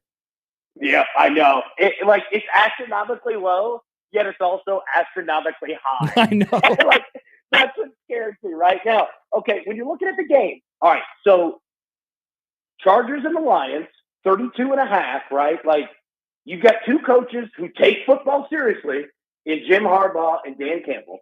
You got two teams that definitely do want to solidify their backup quarterback position. It's important. And you've got the Lions breaking in a brand new offensive coordinator. Like, I think that we're going to have a better game than we usually do. Like, these two coaching staffs and the way they operate, like, this isn't a get out there and play around type of thing. They don't do that. You know what I'm saying? Okay. They just don't operate. But 32.5, which way are we going? You call it. I mean, going over or under. I'm thinking about a score in my head, and I'm thinking it's going to be weird because there's going to be a whole bunch of different, weird stuff that happens in the game. The starters will play for like a maximum of like 10 seconds or a drive or something like that. I'm leaning under. I'm thinking of a score in my head, and I'm thinking like 16-12 or something like that. Something weird and completely stupid. That makes sense. No, it is. It's stupid and also brilliant. Like, it's absolutely like that's how these games go. Now, the interesting part is this. The Lions like going for two. Mm. And they have a new offensive coordinator that hasn't done it yet. I think they try it. Now, I'm not saying it has a big impact on playing the over the under. Well, I mean, that could get you that could be the difference if they get it or don't get it, right? Yeah, it could. Watch. It will come down to something like that. Like the final score will either be 12 or 32. I'm looking at let me see if I could pull it up real quick, like the Hall of Fame game history here. So we had 21-17 last year. We had 21-16 the year before. We had 27-11 the year before that. And if I can recall right, like all these games are usually the totals in the 32 to 35 range. So these are hitting over. Yeah. And then in 2021, we had 16-3. We've had some 14-3s. We've had some 16-7s. Like that's kind of the area that I'm thinking about. We had a 9-0 in 2003 between the Chiefs and the Packers, which is absolutely fantastic. I don't know. The recent history would suggest over, but in my head, this feels like no points are going up there. Yeah, like, dude, that 9-0. I mean, that's the worst score in football ever. 9-0 is criminal. Yes, it's criminal. It's either depending on your perspective on football, you either think it's the greatest thing ever or the worst thing ever. Absolutely. Like, I'd rather see 3-0. Like, just kick a field goal to win the game at the end. I'd rather watch that. 9-0 is terrible. Yeah, I wonder. I assume it was 3 field goals that got the Chiefs to that 9-0 win in that game. Like on the third field goal, they're probably thinking, "All right, good. We got this one in the bag. We made it greater than a 1-score game." It's not that they're trying to win or anything like that, but no. Everyone that was on the field didn't make the team. Right, exactly. It doesn't matter to anyone, literally, at all. Yeah. Last time we had an individual team, go 30 points or over in the Hall of Fame game was 2008 when the Washington then Redskins got won 30-16 over the Indianapolis Colts. Boy, they really wanted to lay it on Indy, didn't they? I suppose 30 points. I mean, that's like 60 in a regular season game. Which oh God, yeah, that's like a record. It's nuts. All right, so that's our football preview for this week. Now we have to dive into we've been taking a tour throughout these sort of individual teams and checking on the vibes over the last couple of weeks. Here's one for you. There's some positive buzz right now, and part of it is the context, right? The division that they're in and what they have to do, although there is a very good team, what people think is going to be a very good team in this division. What do we feel right now on the New England Patriots, who are plus 160 to make the playoffs at the moment? But there is a lot of positive Drake May buzz out there. I, for one, am not particularly a believer, but some people like this group. What do we think? Well, okay, so let me tell you, the Patriots will be better just for Mike Vrabel being there. And I can say that confidently. I've seen it. But here's the other thing, too. Like, you talk about Drake May. Remember this, and go back and look at those Mike Vrabel Titans-led teams. they were all defense. And it's not Yes. like they didn't have offensive weapons. Mike Vrabel's just not an offensive guy. And, you've got Josh McDaniels there now. So, that's solid. You'll have somebody that's been calling it, and, Vrabel doesn't have to worry about it, right? So you've got that, but they're going to be better. Now, winning the division, that is not going to happen. No, I don't think playoffs, so. It'd just be a wild card, right? Yeah, at most. And I don't know if they're that good, but they will be. I promise you they'll be better because Mike Vrabel's just a hell of a football coach. He got some good quarterback play remarkably, right, out of Tannehill. They went to an AFC championship. I agree. It's not bad. Mike Vrabel's presence alone will make you better. Right. But I'm thinking like everybody's doing the Drake May plus Vrabel combo, but I'm trying to think about his impact that he has on quarterbacks. And maybe it's not the worst thing in the world to take stuff off of May's plate, and that theoretically helps them a little bit. They don't have to score as many points, but they haven't been scoring any points, over the last couple of years either. It's sort of a fascinating team because once again, nobody's expected to be really good in that division, with the exception of the obvious exception of Buffalo. Yeah. I'll say this, man. If you're looking at the Patriots from a fantasy perspective, buddy, pay attention to Patriots running backs. They are going to get massive carry loads, man. Mike Vrabel loves running the football. He lives to run the football. I'm telling you, man. Take a look there. He also loves gimmick plays. If you could find a lineman or somebody that can catch passes for New England, I guarantee you Mike Vrabel will run. He ran those plays with Derrick Henry, would take a handoff and then throw a touchdown pass because everyone would collapse on Derrick Henry, obviously, right? So he loves running that. He loved running it when he was a player. You know what I mean? Yep. He's gonna utilize that a lot. But yeah, man, they'll be better, but they have talent deficiencies too. He's not walking into a great situation. How do you handle a team like let's go to Vegas. All right. Yeah. So they've added some pieces.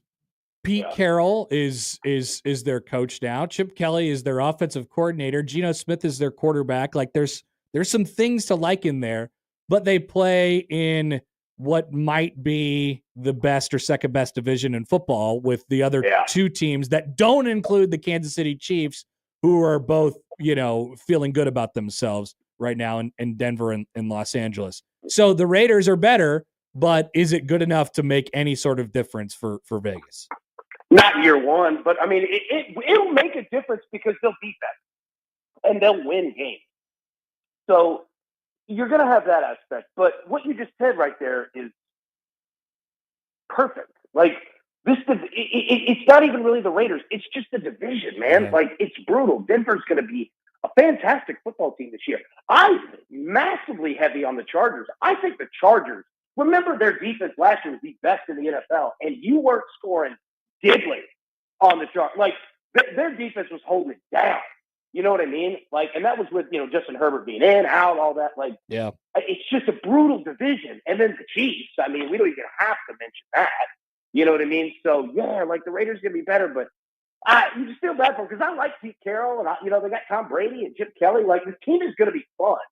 But God bless, man. It's like playing in the NFC North, dude. I know. It's brutal every week. It's really, really tricky. And that's the reason why, what you just mentioned there, do not put me in this club. I am not selling on the Chiefs yet, but man, it's really easy to see why, because of LA and Denver. Just, LA has one of the best. The Chargers have one of the best coaches in the game. He makes an immediate impact. They're excellent at defense, and they have at least a good enough quarterback to make it work for them offensively. There's a reason why people are buying that team. I get it. Oh yeah, and look, let me tell you this, man. It's not the same because they're head coach and offensive coordinator, but Chip Kelly being an OC and being in college, he's going to have an impact on drafting players. Look at Jim Harbaugh, man. These coaches that come from college and they go to the NFL and they know what they're doing and have immediate success.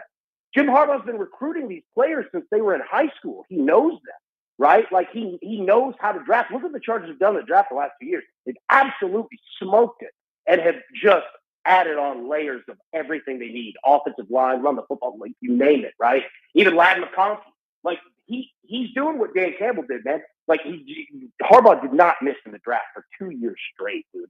Like I think that if Herbert's healthy, I think the Chargers can be unbelievably good this year. But if he goes down, I mean, it's chaos. Right. AB, as always, it's great to talk to you. We'll continue to do this in the lead up to the season beginning. But enjoy whatever you watch of the non-football game on Thursday night. I look forward to it, buddy, man. And look forward to talking to you next week. Yep. Appreciate it. See ya. That is Alan Bell, Driving the Line. You can check out his stuff there on YouTube. Post podcast, daily bets every day. And you can check him out on Twitter for whatever other takes he's got out there, which he has takes on a variety of different things at Alan G. Bell out there on the Twitter. All right, we'll be back. Joey's going to bring us the odd news on the other side. I know he's got a plan. I got a plan. All right. We all do. Back after this on 1620 The Zone.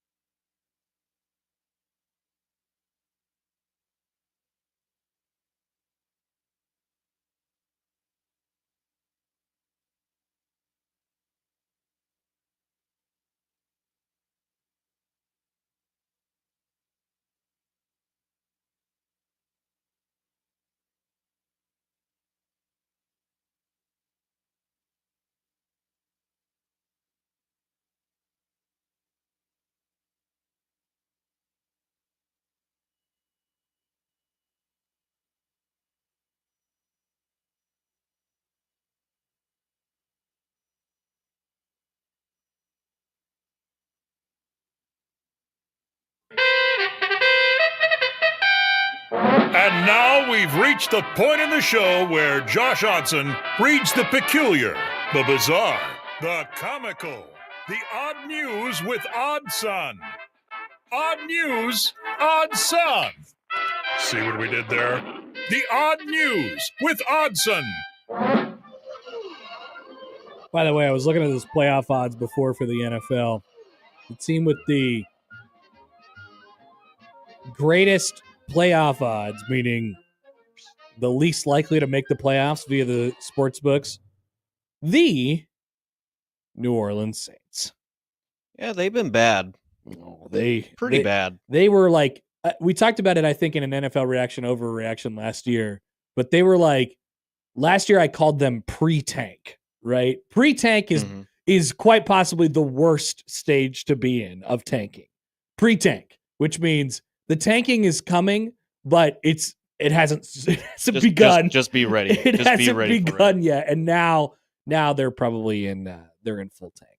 All right, Joey, we always look forward to the odd news. What do you have for us today? Okay, first one is kind of a pretty odd story. That's why we got the segment. But Great point. Parents were given their deceased son's brain by funeral homes, and there's a lawsuit. Oh no! So 2 funeral homes allegedly gave grieving parents their deceased son's brain in a box, which began to smell, leaked into their car, and got on the father's hands when he moved it, according to an updated lawsuit. Oh no! So the father, Lawrence Butler, said the discovery was overwhelming, leaving a horrific memory that mars the other memories of their beloved son who died in 2023. My goodness. So they had his remains shipped from one funeral home in Georgia to another in Pennsylvania, where they picked up his belongings, including a white cardboard box that contained an unlabeled red box.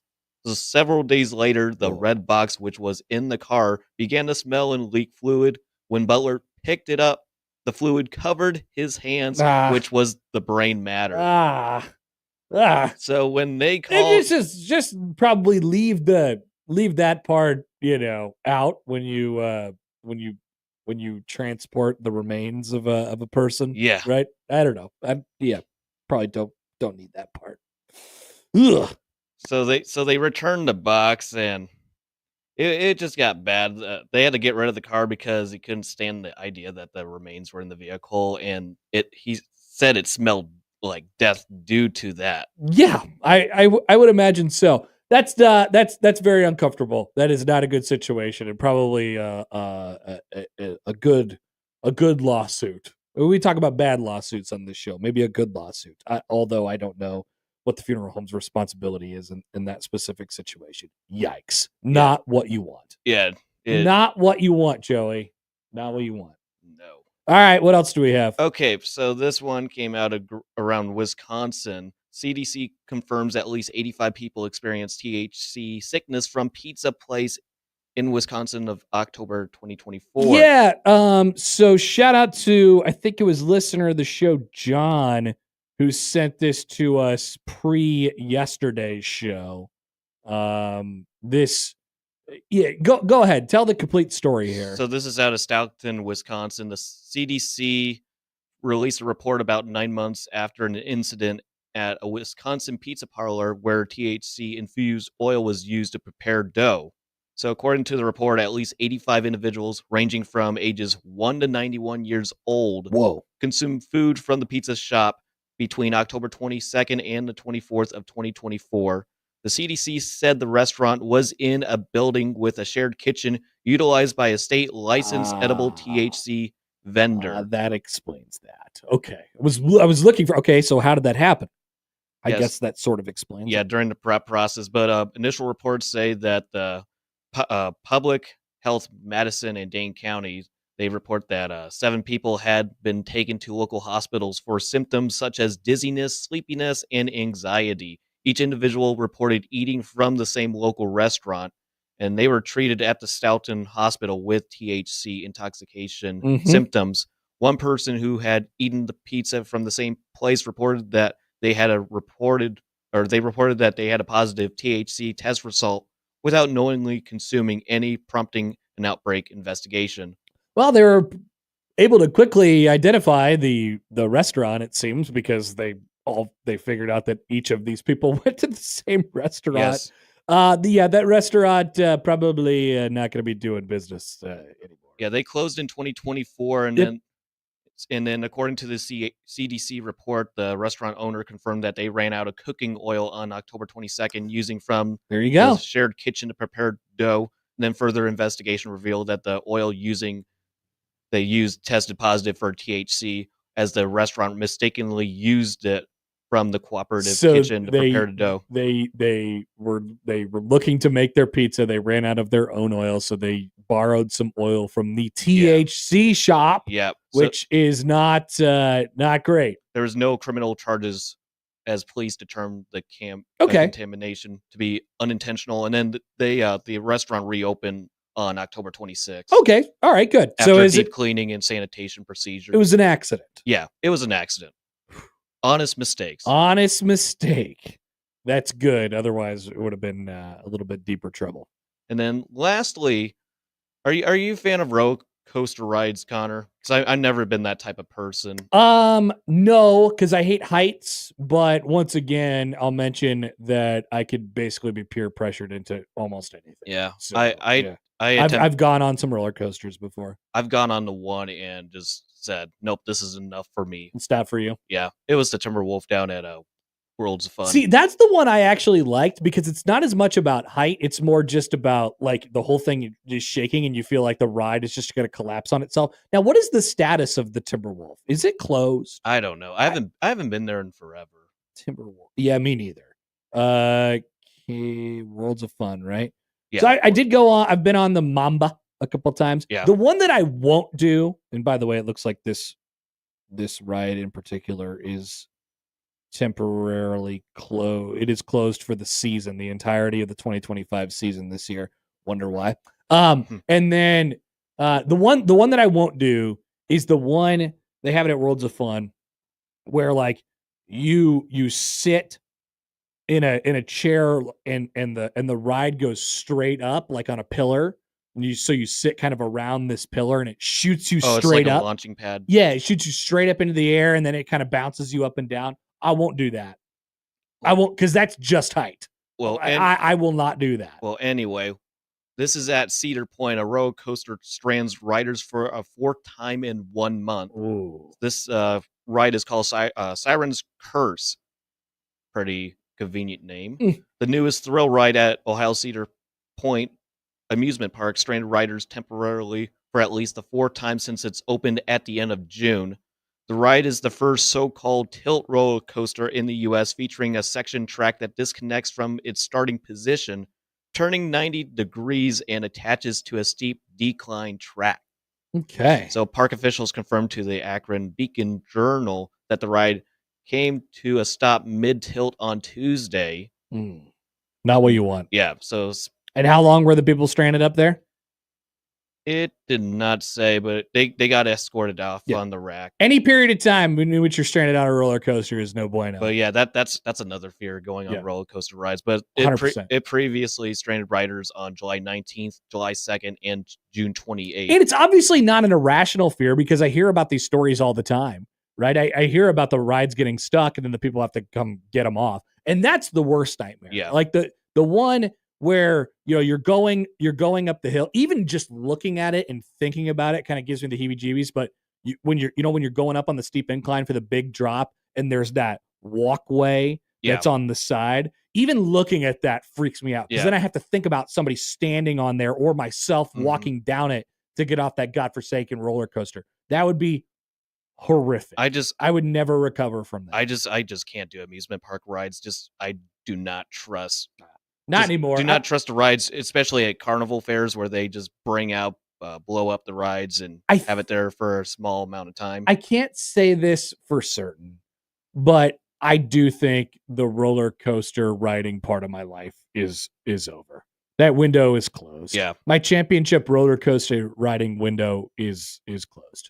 I'm in tank mode right now on the roller coaster riding.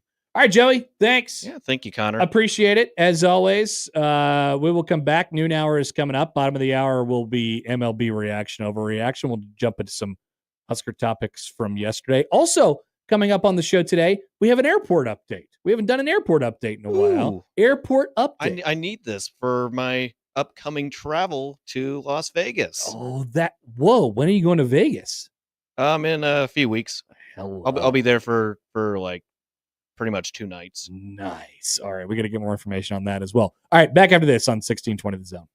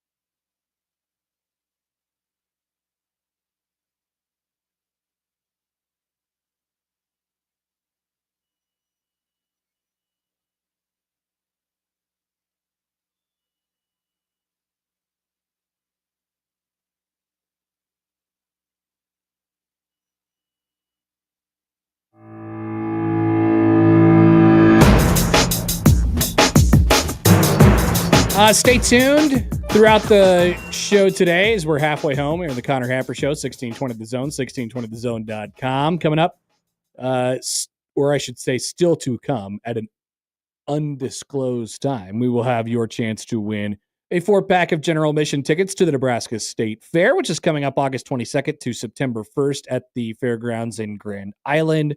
So stay tuned. Your cue to call will be coming up in sometime in the next 2 hours. That's all I can tell you. We did get a tweet from Ryne on the JTech Construction Zone Twitter feed talking about roller coasters. Some people are just like some people are just built like this. I'm just simply not. He says, rode that coaster twice last week. It's awesome. Was kind of hoping it gets stuck / evacuated. Wow. So I'm dead serious. There are some people that are just like that. You know, like you've met somebody who's just like that. It's like, yeah, I hope something goes terribly wrong on this roller coaster. Or I love when there's turbulence on the airplane. Are you like that? No. Okay. I'm not either. I don't want to think about that because I got a sister who's a pilot and I know that everything's going to be fine. I know that it's not going to end. It's very unlikely to end in disaster for me, but I don't want that thought to enter my brain. I just want a smooth transition from point A to point B. Exactly. But some people are like, yeah, I love when the plane bumps up and down and I love when the roller coaster ride, gets stuck or something goes wrong with it. Maybe I like to watch other people kind of squeam a little bit. Not me, because I'm one of those people kind of squeaming a little bit. But some people are just built different. I am not one of them. Speaking of people who are built different, we head to the Prairie Flower Casino Zone hotline right now. That's where we reunite with Random Mike. Mike, great to hear from you. It's been a while. What's up? Yes, it has, and that's a good transition. That is true. It's unanimous. I am different, but so are you. Built different. Last time we talked, I asked you very nicely. Remember what I asked you? No, because I don't remember. I was just trying to remember the last time you called and what the subject was and when it was. Right before the College World Series. Okay. And I asked you to use your influence, because you do make friends, to get ESPN to show that one clip of Cam Kozel as a quarterback that you were very impressed with that one play. That's right. Yeah. I didn't bring that up, but did they do it? Did they play any Cam Kozel football highlights on ESPN during the College World Series? No, they did not. And there were a couple times, he didn't have a great series, but he made some really nice defensive plays, kind of Jeter-like, where he had to really hustle and think quick. And that would have been a perfect time to say, this is what this guy is capable of doing. So I was hoping you would do it. I didn't do it. I didn't, or at least I wasn't able to meet or bump into the right person to remember to do that. But I'll tell you this, like a lot of people, there was a lot of local media who were obviously following Cam around during the College World Series, and he was kind of the star of the show, the homecoming king. But there was a lot of people who just came in town for the World Series and cover the event who were, asking the local people about him as a football player and as a baseball player and stuff like that. So his story definitely got out there. I'll tell you what happened though. There was a lot of people focused on the idea of his dad being on the grounds crew, and that was a great story right. that people talked about a lot. Right, no doubt. I'm a big Cub fan, and I think you're wrong about that. I have no recollection of Jim Lefevre being the manager of the Cubs. It was 91 and 92, I believe it was. Have you confirmed that? I don't think that's true. Yeah, I looked it up last night. It was wow. It was 91 and 92. I'll check again right now. Son of a gun, man. It shows I'm losing my memory. But guess what? Ryan I'm sorry, 92 and 93. 92 and 93. Wow. Yeah, that's a nice story. Ryne Sandberg, truly one of the great Cubs ever, and there haven't been that many. And, one reason they went, so long without winning. But Ryne Sandberg was a parade All-American quarterback. I know. Talking about Cam Kozel. Yeah. Did you see? Did you happen to see Sam's story in the World Herald today about how Nebraska recruited him as a football player and like he gave it a look? No, I haven't read that one, but he turned down Tom Osborne, yep, Barry Switzer, yep, and Don James because he was from he was going to go to Washington State as a football player. Correct. And probably play baseball too. And his brother convinced him to take the money. And, but hey, Joe Namath, was a great baseball player. But I Googled Ryne Sandberg and quarterback, and there's nothing there. You'd like to see some video of him, playing quarterback. This Jim Lefebvre thing, I have no recollection at all. But Ryne Sandberg was a quiet guy. He wasn't real charismatic. But he was before your time, though, right? As a baseball player. Yeah, like I was I started to really get familiar with baseball basically right after his career. Right after because his last year was 97, I think. 97, and that was right about the time that I started to get familiar with. I mean, I would have been 5 in 97. But real good guy, but just kind of quiet. And in fact, they talked about that. His second wife, they said, kind of brought him out of his shell, and he became much more, outgoing. But he's one of those guys, because I remember thinking, what doesn't he do really well? And and your guy with the Royals, he seems to do everything well. Sandberg just did everything well, and he was like a legitimate 30-30 guy. Yep. He had power and speed. But that's really sad. And it's kind of like with Greg Sharp, dying, and you think, this cancer thing, you think you're making progress, and here these guys are very prominent, and they have access to the best care in the world, and it ain't working. Yeah, it's just sad. Yeah, it's I mean, there's a real human element to the entire thing. I mean, it's a very, very, very sad story for sure. But yeah, truly one of the Cub greats, and how about the Cubs this year? What do you think? They're pretty good. They're pretty good. We'll see if they. I mean, it looks like it's going to be a battle with them and the Brewers all the way down to the wire. Boy, the Brewers, everybody throws 100 miles an hour. Can you believe all that stuff? How do you hit that? I don't know. I wonder that anytime anyone throws a 100-mile-an-hour pitch, how anyone hits it. And it happens a lot. Take care, buddy. All right, thanks, Mike. Good to hear from you. That's Random Mike, everybody. Hey, he thought I got it wrong. I looked it up last night. Which I didn't know before last night, before Ryan Lefebvre told that story. Yeah, his dad, Jim Lefebvre, manager of the Chicago Cubs for a couple bad years in the early 90s, and there was Ryne Sandberg nearing the end of his career at that point, but still playing like let's see, 92 and 93, is that what I said? He hit 26 home runs in 92, drove in 87, and then, dropped off a little bit, was still an all-star, though, in 93. That was really the exact time basically his career drop-off happened. He only played 117 games in 1993, and then was out for all of 1995 as well. So, like I said before on Sandberg, I don't at all want to minimize what he was as a player, but it's just that you're talking about an all-time, great guy when you have a great, great, great player, a player who won an MVP and was an all-star basically every year throughout his entire career, and was an incredible athlete and did everything right and all those things. But what people end up talking about at the end of his life is how good of a guy he was. And so I think that's the thing that sort of carries on a little bit. All right.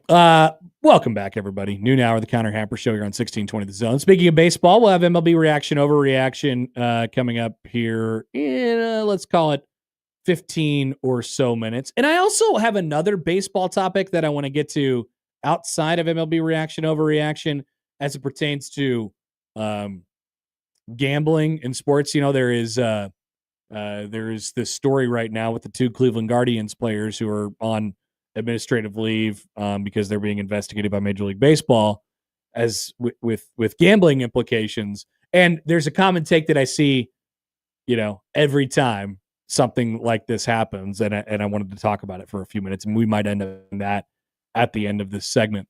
Scott Docterman from The Athletic wrote a kind of here's where the Big Ten's at following Big Ten media days. He wrote on The Athletic today, SEC barbs Penn State hype in conference sleepers. So there's obviously a ton of conversation about the Big Ten and the SEC and which playoff format is good. By the way, we had somebody comment, just a quick aside here. We had somebody comment into the show earlier, an interesting playoff model that I hadn't really thought about yet. Like, would you be, and forgive me because I don't remember who said this, but it was way at the start of the show. Like, would you, it was David.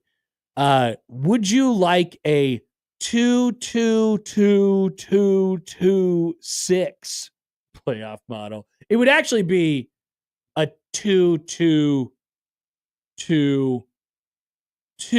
So that's up to 8. So 4 power conference 2s, right?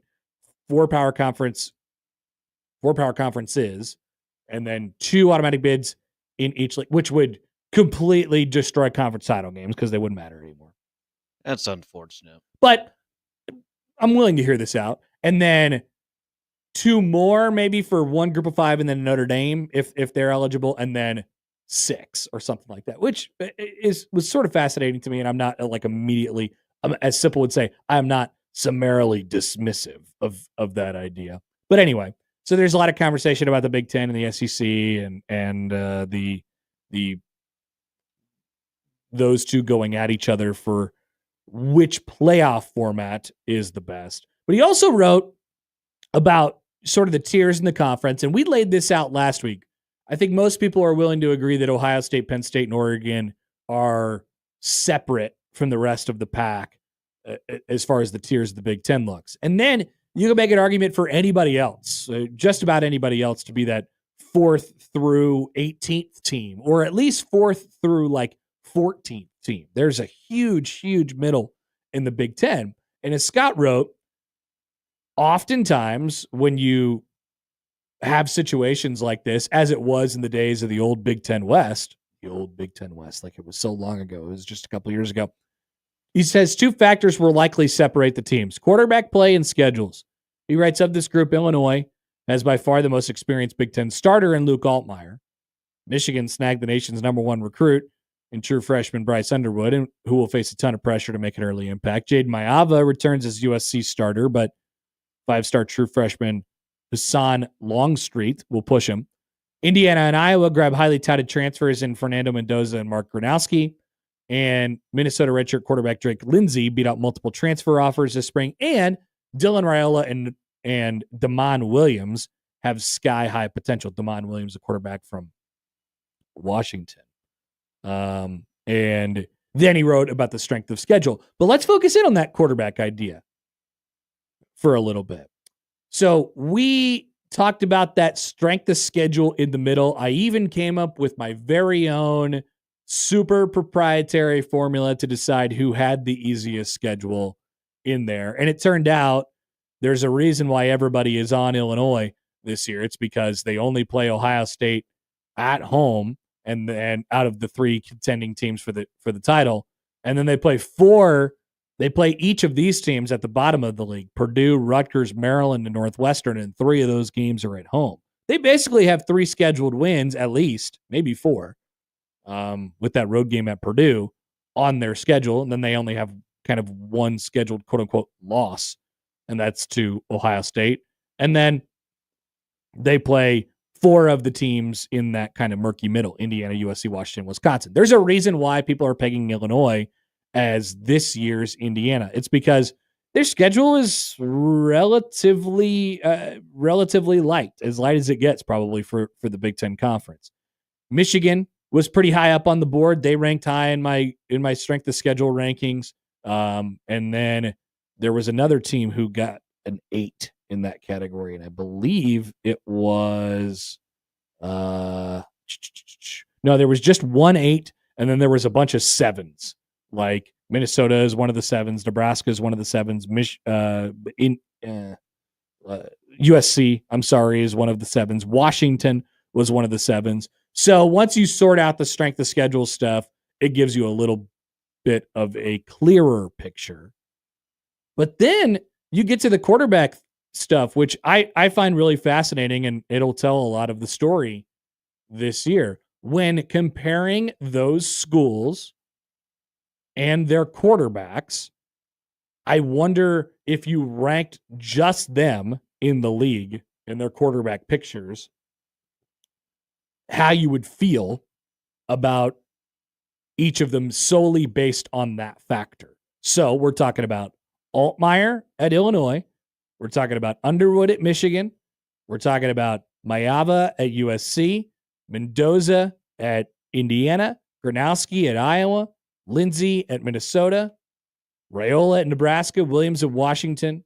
And I think there's a couple more teams that I included in my rankings, but we can focus just on those teams as of right now. For me, like, I understand why Luke Altmaier gets the praise he does because he's been around the block and you know, Illinois is supposed to be this kind of up and coming program and all of these things. I don't know that Altmaier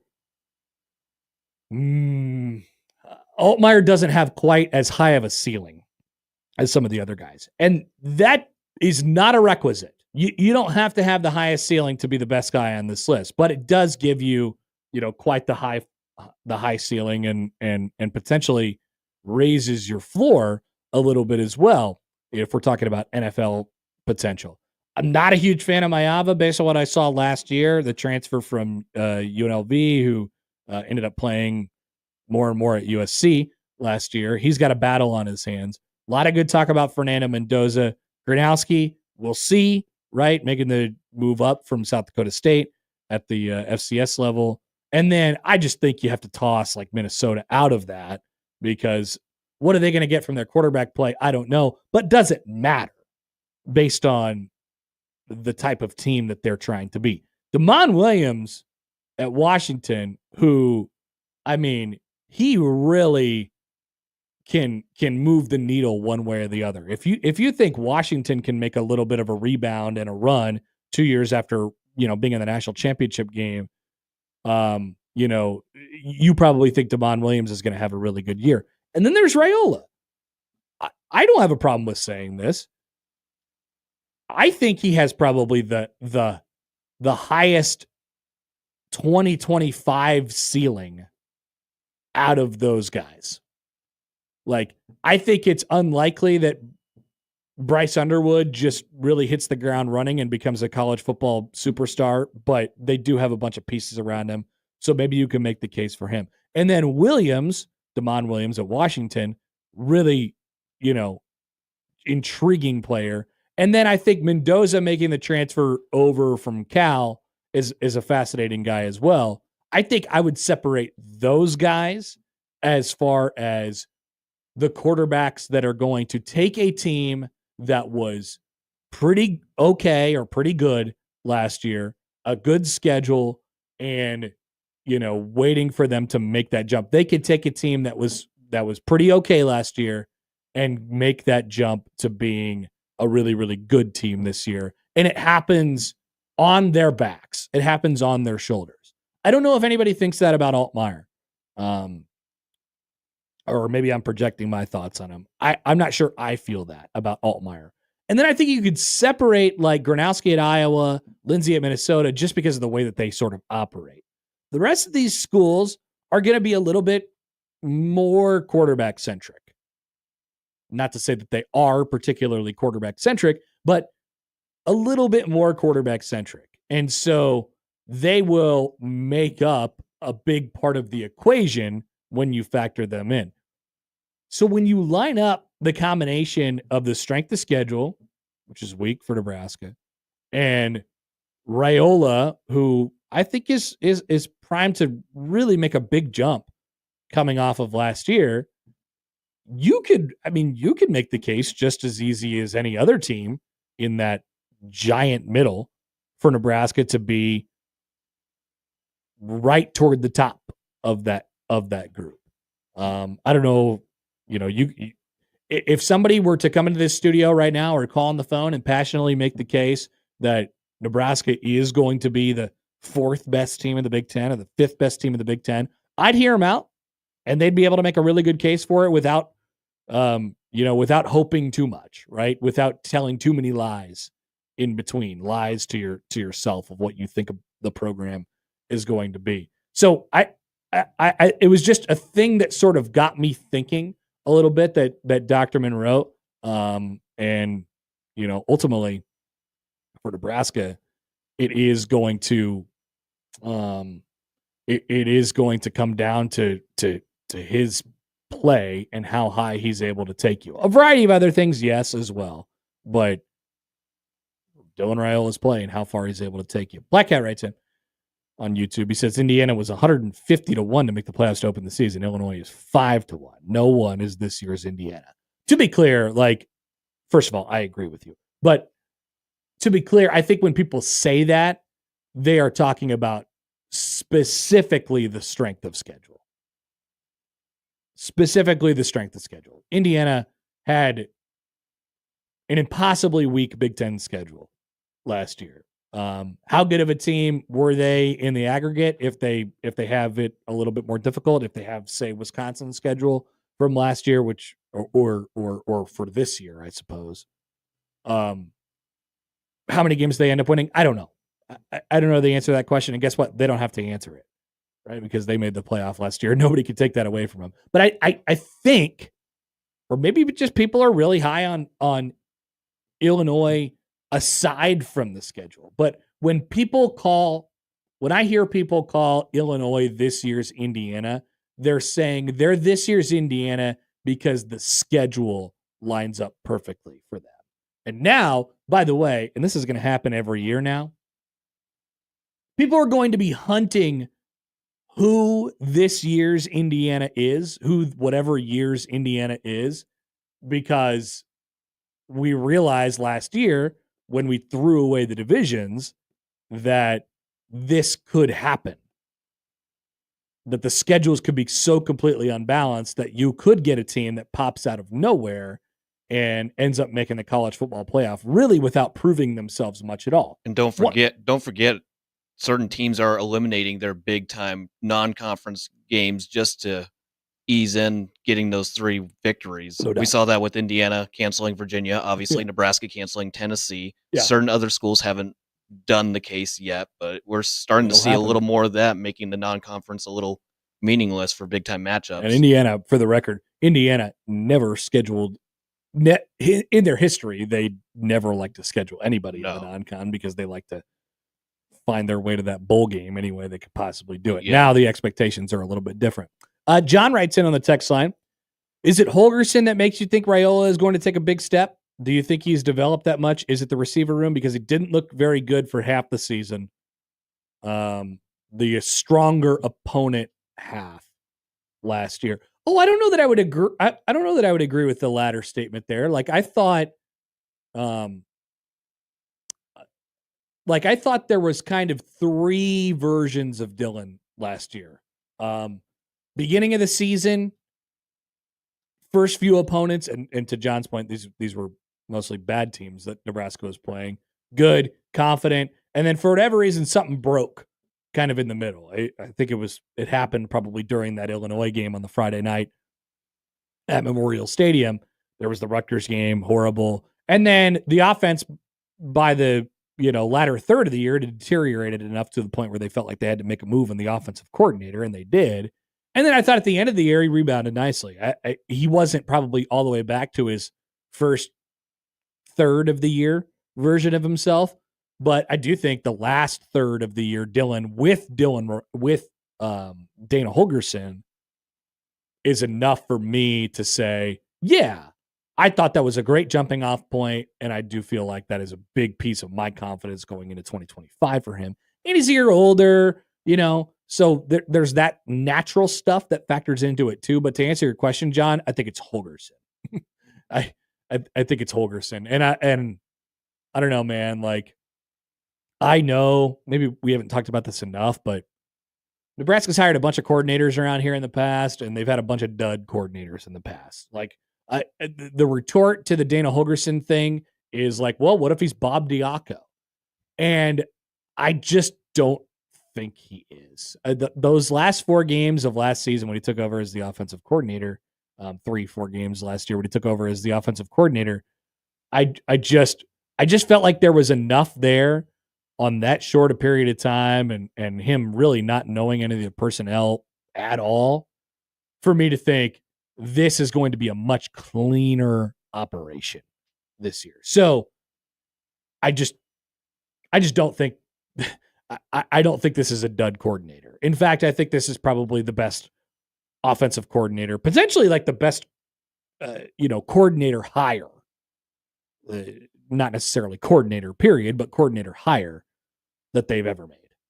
I just think there's enough in his background to be able to say, yeah, this is going to be pretty good. And he's got some pretty good tools at his fingertips as well. It's not the receiver room, although I hope that is a little bit better. I know people are putting their expectations into that. I think there's some maybe more question marks there. Not that I'm unconfident in that group, but for me, it's Holgorsen. Just to answer the question pretty bluntly, it's Dana Holgorsen, and I have a lot of confidence in that going into 2025. So yeah, I do think that jump is there for Dylan Raiola. All right, when we return, MLB reaction, overreaction. We'll go through a couple baseball stories for you, including the latest on the trade deadline, which is Thursday, right near the tail end of the show. Rob Manfred getting in verbal altercations with baseball superstars. Oh, no. Josh's favorite, Bryce Harper, is a factor in this category. The AL Central, the NL Honk Honk Rookie of the Year race. We'll touch on that when we come back on 1620 The Zone.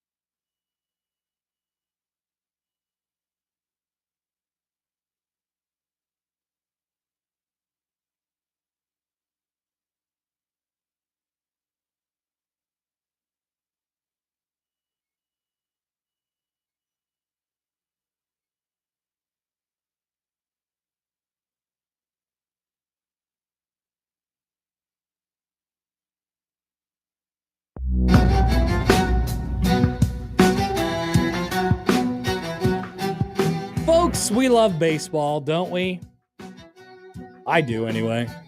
Joey, Do you actually? Do you? Oh, I have a. I don't think you do. It's such a long season for me. I'll invest in the postseason when the games really matter. I just think it's a little too long for my liking.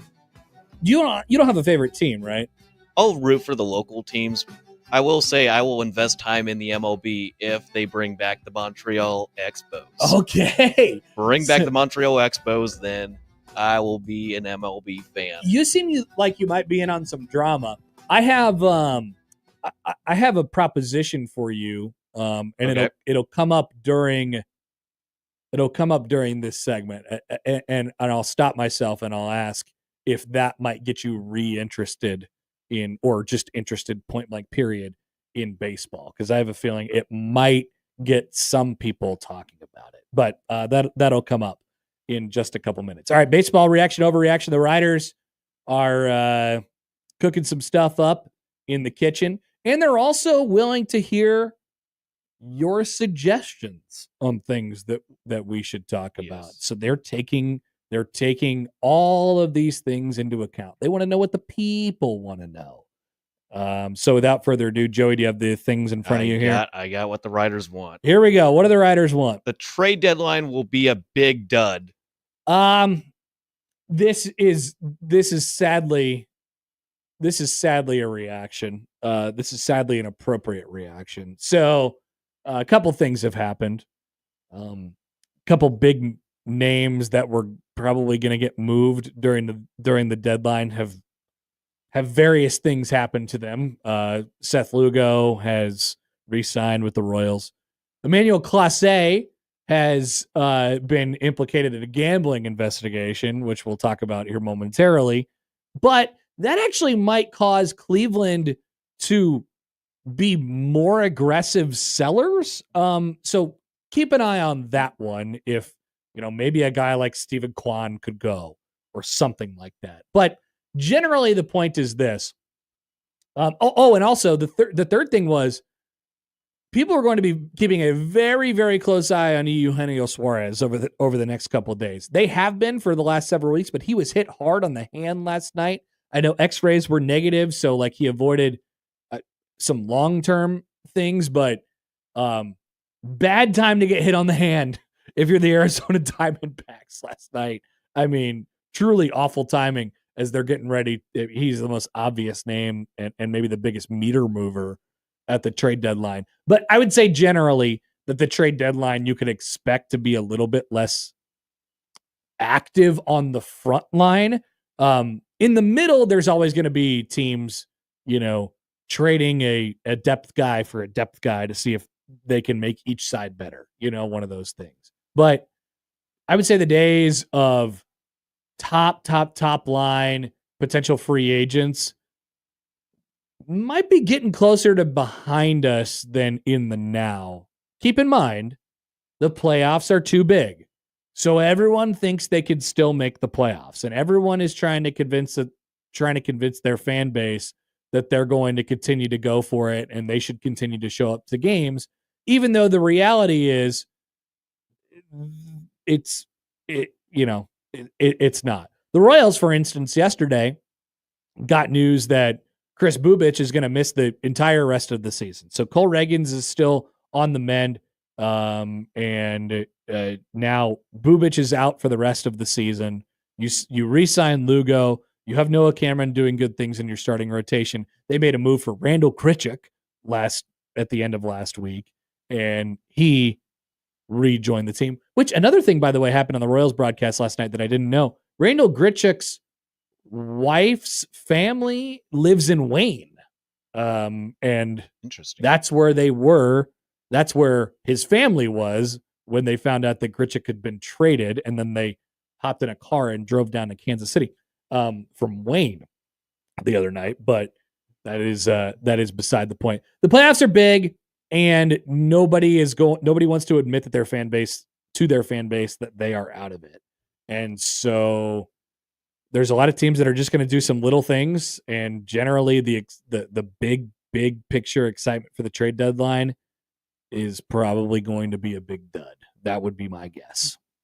What else do the writers have? Well, Rob Manfred, while trying to bridge a gap the gap on relationships with players is actually making it worse? Okay, writers, it's a great question. So if you haven't been familiar with this story over the last couple of days, many have told the tale of Bryce Harper in the Phillies locker room, the Phillies clubhouse, a couple of weeks ago, telling the commissioner to, quote, get the bleep out of our clubhouse. The tale of Bryce Harper, one of Major League's biggest stars, and Rob Manfred, its commissioner, going face to face in a heated argument in a Major League clubhouse, which I gotta say is really not a good sign for impending labor discussions, which the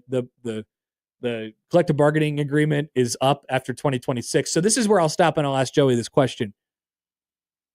If there was drama with the players union, which there is, which the players union and baseball, and there was a threat of some sort of a strike or something like that, or a labor stoppage going into the 2027 season, it feels like that would be the type of thing that would get people talking about baseball, and might introduce the casual fan to the sport a little bit. Kind of a disaster, not a great look for the sport. But could I interest you in a little labor dispute to get you back in on baseball? I would be interested to peek in to see what goes on, what takes place. You're going to be having some fun about a year and a half from now, because that's when the CBA comes up, and these two sides are very, very far apart. And at the center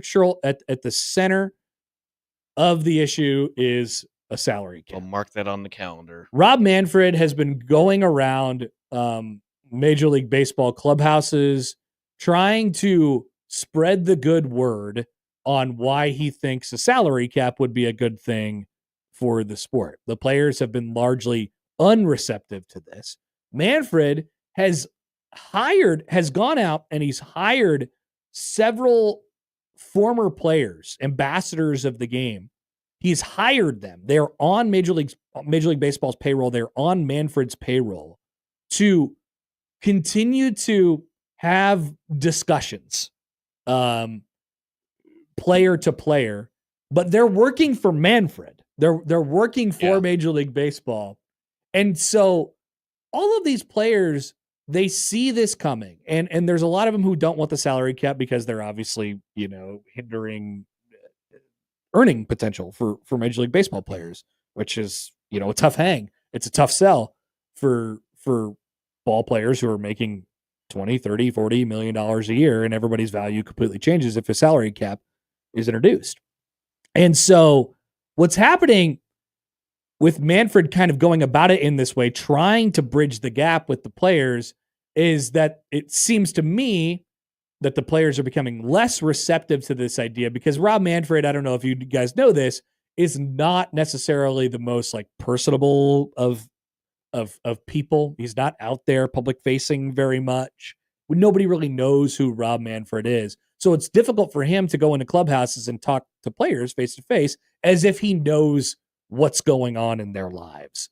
And so by doing this, he has driven in my opinion, he has driven a further wedge in between the players and the sport, which, once again, this is a way future thing here, but we're probably going to have some pretty deep, intense discussions and probably a labor stoppage, early in 2027 when the new CBA was supposed to get underway.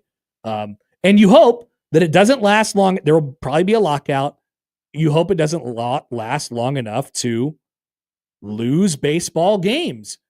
But there's always the threat to shorten seasons because of that. There have been some players who have said, we'll go, literally a quote, sources from this meeting told ESPN that Bryce Harper said, quote, players are not scared to lose 162 games.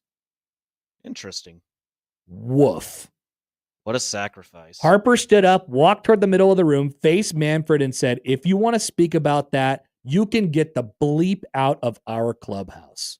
Manfred, sources said, responded that he was, quote, not going to get the bleep out of here, saying it was important to talk about the threats of MLB's business and ways to grow the game.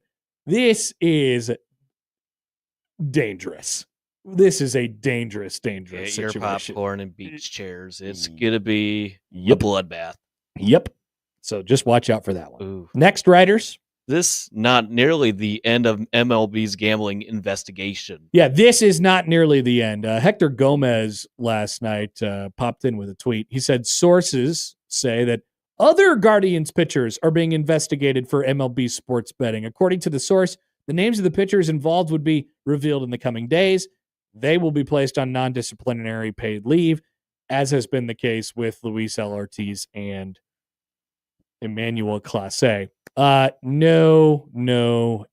This is most certainly not the end of this gambling investigation. They're going to find out kind of how deep this goes and how many people were involved with it. And it just continues to be a good lesson, I think, to everybody else to say, look, man, if you're involved in this in any way, shape, or form, even if it seems as harmless as throwing a ball, making sure that you throw a ball to start the inning, as that's what Luis Ortiz is under investigation for, and that appears to be what Emmanuel Clase is under investigation for. You're going to get caught. They're going to catch you. And it feels like this maybe is just cracking open a door that could be blasted wide open in the coming days and weeks here. All right, a couple more. Well, the AL Central isn't over yet. Since I left Detroit, the Tigers lost 8 of 9 coming out of the break before winning their last 2 against Arizona, but they're 9 games clear of anyone else in the division. Okay, so the writers are wondering if the AL Central isn't over yet. The AL Central is probably still over, but the Tigers are struggling as of right now. Like you said, Joey, 8 of 9 coming out of the break before winning their last 2 against the Diamondbacks. With that being said, they are still 9 games ahead of anybody else in the division, and that includes Cleveland, who looks increasingly likely to sell, given that 2 of their pitchers are under investigation for gambling, at least 2. And the Royals are 9.5 games out. They're not going to full sell, but they might sell off some pieces in the next 2 days. The Twins are right there at 10 games out, and then obviously the White Sox are way gone. Those teams, the Guardians and the Royals and the Twins, are probably battling for a wild card spot at this point. But it was right around this time last year where the Tigers made their run, nearly getting back in the division race, but ultimately claiming one of those wild card spots last year. There's still 2 months left. 9 games has been done before. I don't think it's going to happen, but maybe it's not over. Maybe it's not over. Let's just do this one more. This one last topic right here, Joey. One more. Okay, the Toronto Blue Jays are now the team to beat in the American League. The Toronto Blue Jays are now the team to beat in the American League. Well, they, my friends, have gotten hot coming out of the All-Star break. They have taken over the division lead by a whopping 5.5 games over the now struggling New York Yankees. We'll see how long Aaron Judge is shelved with the elbow injury. Toronto is 63-44. It's Toronto who has the best record in the American League. Better now than Detroit, better now than Houston and Seattle, better than the Yankees, better than the Red Sox. It's, as we knew before the season started, this was a wide open American League. So I don't think Toronto is the team to beat right now. They're just the hottest at the moment. That would be my guess on how this all plays out. But if you could stay hot for an extended period of time, then you're going to have a real good chance to win the dang thing. And then I guess we'll throw in this bonus one just because Platt Cat mentioned it earlier. Isaac Collins Is he in the running for the NL Rookie of the Year? That is Creighton Blue Jay Isaac Collins. He has had an excellent year for the Milwaukee Brewers, who are one of the best teams in baseball, amazingly, at this point. I was looking at the odds for NL Rookie of the Year a little bit earlier in the show. Drake Baldwin from Atlanta is a minus 175 favorite. Collins' teammate, Jacob Bizarowski, is plus 210, and then Collins is plus 1,000. But all Isaac Collins has done this year is produce. And I mean, he has been a revelation to this team. It feels like they have a revelation basically every single year. He's hitting 278 this year. He has hit 6 home runs. He's driven in 30, but he's on base about 38% of the time. This is a 27-year-old rookie, Isaac Collins, who is making a pretty good case for the Rookie of the Year. Might not be a bad bet if you're looking for a long shot odds guy for NL Rookie of the Year at plus 1,000 at this point. All right, that's MLB reaction. Overreaction. The writers, you can go back in your hole for yet another week. We'll be back. We have plenty to come after this on 1620 The Zone.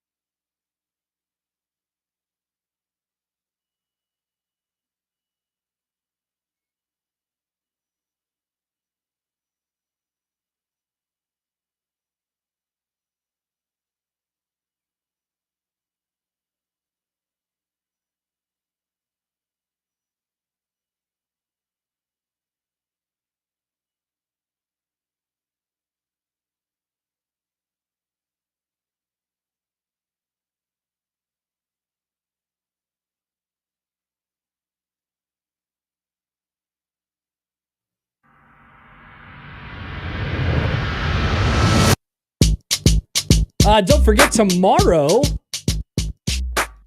Joey and yours truly will be plopped out at Warner Park on the concourse. Come join us for a little baseball. Joey told me yesterday that he hasn't been at Warner Park for more than 10 years. Yeah, It's ridiculous. Yeah, I mean, I've been outside of the ballpark, just haven't been to a game lately. I've been dying to go see some baseball and then potentially Union Omaha soccer. Well, guess what? We have the perfect opportunity for you. Oh, I'm so You're excited. coming along with us tomorrow. Just make sure you have the camera off when you eat, Connor. That's a good point. We don't need the corn dog incident to happen again. Although, I mean, it already happened once. It probably won't hurt me all that much. Hey, I was on the news like probably 7 years ago or it was around Fan Day, and my buddy was standing next to me chugging his Gatorade. Thank you for mentioning this, because I brought this up on, I think it was the afternoon crossover at some point last week, because I saw that you tweeted out that picture. Yeah. So you were outside Nebraska Fan Day with your friend, and, man on the street interview comes up to you, basically, what do you think about the team? That sort of thing. Was that the question? No, it was about the screen extension on the pillars of the stadium. So I was Of course it was.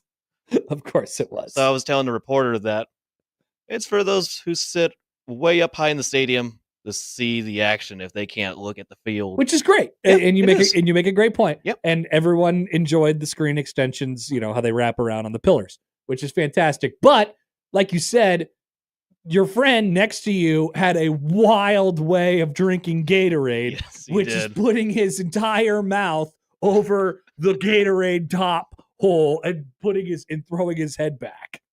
Absolutely nuts. You met him. We met. You met him at the at the Creighton game. Yeah. Yep. Yep. All right. Next time you guys drop by at Jay's Live, I'll remind me that this is the Gatorade guy, and I'll remember that. Gets excited for Gatorade and cotton candy. Very good. Very, very good. I hope he's listening. All right. So Joey, you're a sicko. Yes. College football sicko in particular, just a general football sicko. You might enjoy this. There's a YouTube comment, or maybe it's a TikTok comment screenshot that is going a little bit viral at the moment. I wanted to see if you agreed with this. I assume this is in response. I actually don't know what video this is in response to, but something regarding the Southeastern Conference. Good old SEC. And it's a comment that comes in from T King 701 yesterday on, I think it's YouTube. Here's what it says. Congrats on your 5-star recruits and $100 million facilities, SEC fans. Meanwhile, the MAC is out here playing real football in front of 14 people and a raccoon on Tuesday night during a blizzard. You ever see a punter throw a touchdown to a long snapper while the scoreboard's on fire? Didn't think so. While y'all are busy arguing over which frat-funded dynasty is slightly less fraudulent, Toledo's cooking up a triple reverse flea flicker in a game that ends 43-42 after 6 missed PATs and a goalpost gets stolen. That's not football. That's Maction. You wouldn't survive one quarter in Ypsilanti. That is true. What do you think? That is true. I'm all. Now there is a hidden gem in Maction football, and I'm dying to visit my sister when I go to Detroit next time and go to a Maction game. Hopefully, when Nebraska goes to Michigan in a couple of years, there is a midweek Maction at make a trip out of it. At Eastern Michigan. Spend probably a good $10 for a nice seat next to the sidelines. I will admit, man, like I'm a bit of a college football elitist. I've only been around the power conference, like I didn't grow up loving college football through the eyes of Northern Illinois. I didn't grow up loving college football through the eyes of UNLV. Just think about they're going to be playing a conference game starting next season when Northern Illinois is in the Mountain West. That is true. It'll be weird. That is true. But I didn't grow up through the eyes of watching college football at East Carolina or anything like that. Yeah. I grew up through it, watching through the lens of Nebraska. And they've always been, they haven't necessarily performed at the top of the sport recently, but they've always played those teams and they've sometimes been in those conversations throughout my life. Hell, they did play a national championship in the time that I've remembered college football, and they've won multiple national championships since I've been alive. So I'm a bit of a college football elitist. So I've always I've always sort of shrugged my shoulders at Maction a little bit, but the people who love it, love it. They love it. And I got to admit to you, when it comes on Tuesday nights, I don't feel the draw to watching it, but I know some people do. They just can't get enough of football. I know some people that will take the time in their life to go through the U.S. to go to a bunch of different college football games. Now, that's the thing I wouldn't mind doing that. I know a buddy from my other job who does that, and he actually traveled with the college football stadium tour guy for a couple games. Yeah. He offered him places to stay. He's a pretty good person from what he's told me. I'll tell you this. I wouldn't mind, like you just mentioned, if you're going up into that area of the country, maybe you catch a Michigan game, or you catch a Michigan State game, or you catch an Ohio State game, or something like that. And then you stop by the Maction on a Thursday or a Friday, or God knows what day of the week they're playing. Like, that would be fun. I would do that. I would like to go to a Maction game.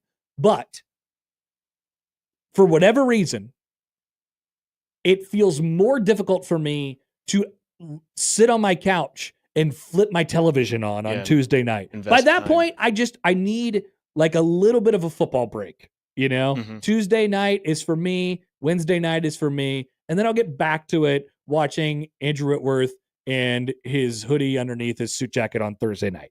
And then we're good, and then I'll watch it the rest of the weekend through Sunday Night Football. Whole question, do we need a break from football? Tuesdays are my days, Tuesdays, who knows what I'm going to get into. Maybe I'll watch a television show on Tuesday night, but I'm not cut out for the Maction life. I would not survive a quarter in Ypsilanti, even though I have before, for the record. They got rid of the track in that stadium. Yes, and they turned the field gray. So odd. From the 757, Maction is the best. It's elite level high school football. Kind of feels like Midwest high school football. Kind of feels like it at times. There you go. Bayamon writes in, poll question, is Tuesday your day? During football season, yeah, I'm going to do whatever I want on Tuesday night. And maybe just, take a night off from football. And I think that's okay. But some people just love Maction, watching with 14 people in a raccoon. Now remember, we had random NFL games on a Tuesday or a Wednesday. See, that was during a time where it was just nothing made any sense. So nothing felt like a Tuesday. That was okay with me for some reason. Yeah, sure. Play it at 2:30 in the afternoon on Tuesday, whatever you got to do. Oh, half the team has COVID and there's a wide receiver playing quarterback for the Denver Broncos. Awesome. Great. That was like every day was Maction back during that time.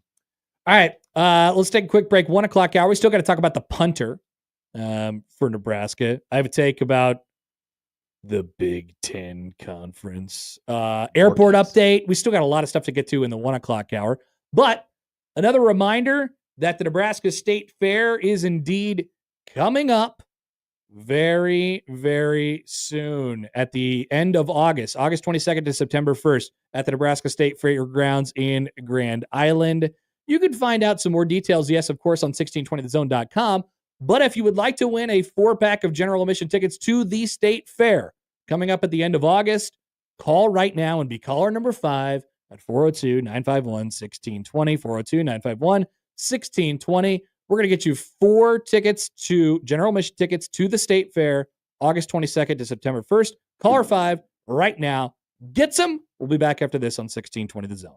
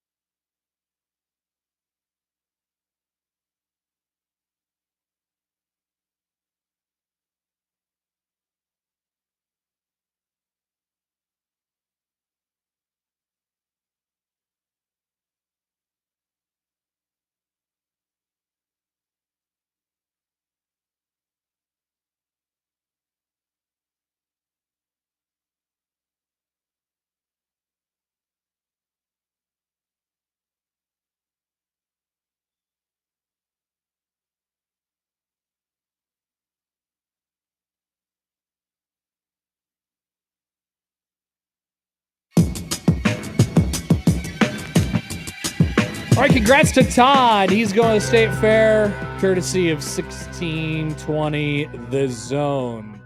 Stay tuned. Tomorrow, we'll have more chances for you to win a 4-pack of tickets for the State Fair, a couple more throughout the week here, and an extra special gift for you all tomorrow. Yeah, but I mean, we're going to Warner Park, yes, but that's not the gift. The gift of me eating a corn dog on the camera, no, that is a gift, but there's another one. Show your best Connor Happer impersonation with the corn dog. There is that could be an interesting way to give away State Fair tickets. That's theoretically a good idea. But no, we have tickets to an upcoming concert that I have a guess might be of interest to people. Might be of interest to I would people. say.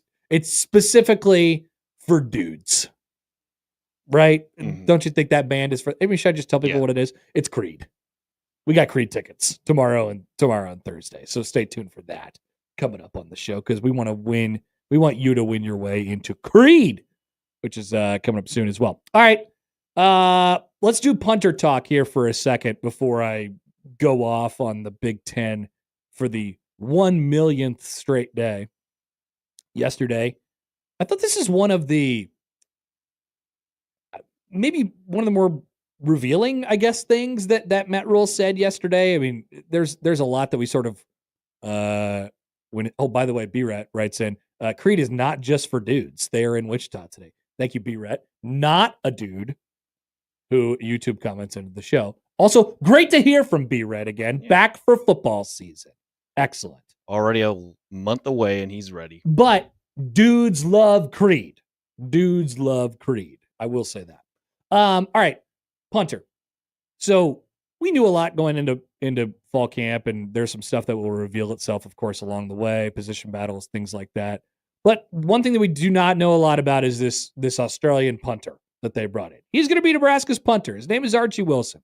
So let Matt Rule here on the video stream tell you a little bit about Nebraska's new punter.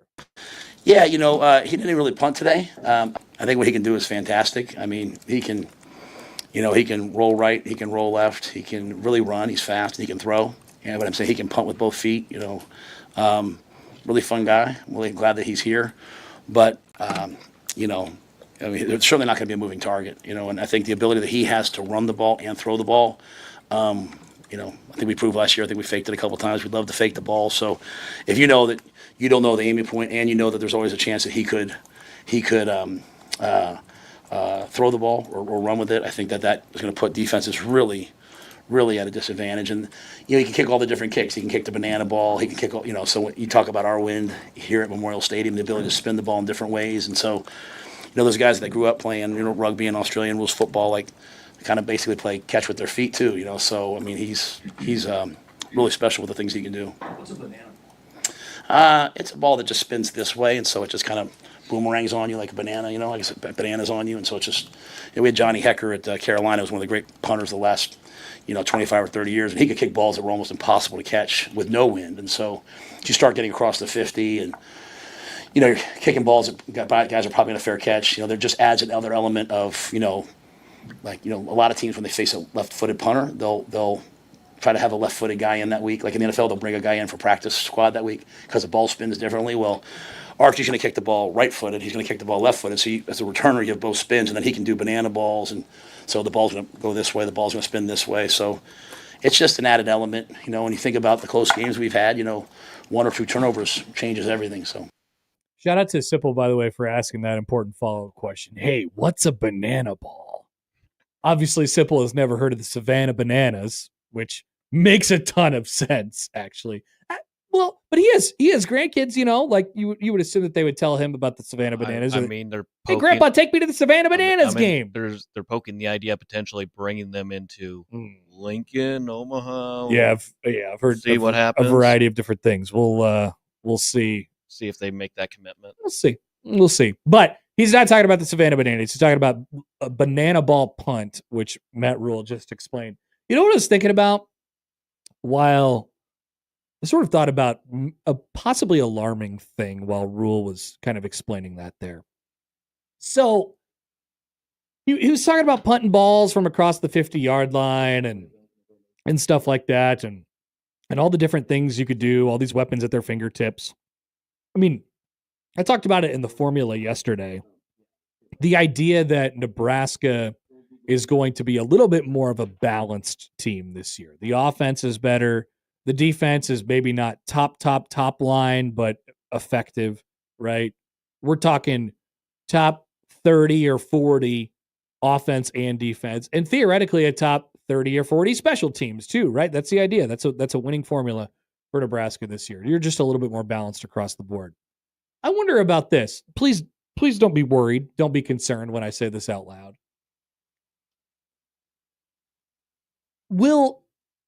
Does this make it more important or more difficult for the coach to be able to manage the game?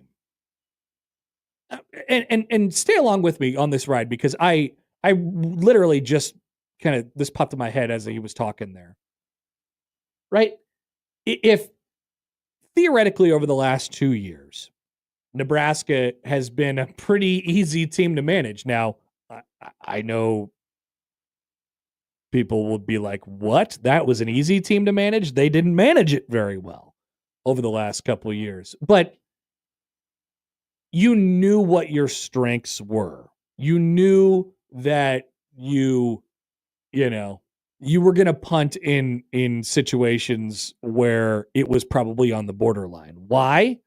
Because you wanted your defense on the field, and you had generally enough confidence in your punt unit to be able to execute a job. That was an okay unit for Nebraska over the last couple of years, right? There's crucial decisions in there that maybe just get written for you if your team is heavily one side of the other. If you're willing to go along with that theory, maybe you are, maybe you aren't. If you're willing to go along with that theory that I just made up in my head, what does that mean for the game manager, the coach, when you theoretically have equal confidence in your offense, defense, and your special teams? Let's just say, for the sake of this argument, they're all equally trusted, right? Does that make it easier for the coach to manage because he has more options at his fingertips? You just heard Rule talk about the fact that the punter is going to be able to he's going to be able to punt with both feet. He's going to be able to spin it, banana ball it. He could throw it. He can run it. He could do all these he's Booby Miles, basically playing punter for Nebraska. Theoretically, that gives you more options at your fingertips. We trust our offense here. We also trust our defense here. And whatever we do, we trust our special teams to be able to execute it when they're asked to. But does it do the fact that you have more options at your disposal, at your fingertips, actually make it a tougher decision?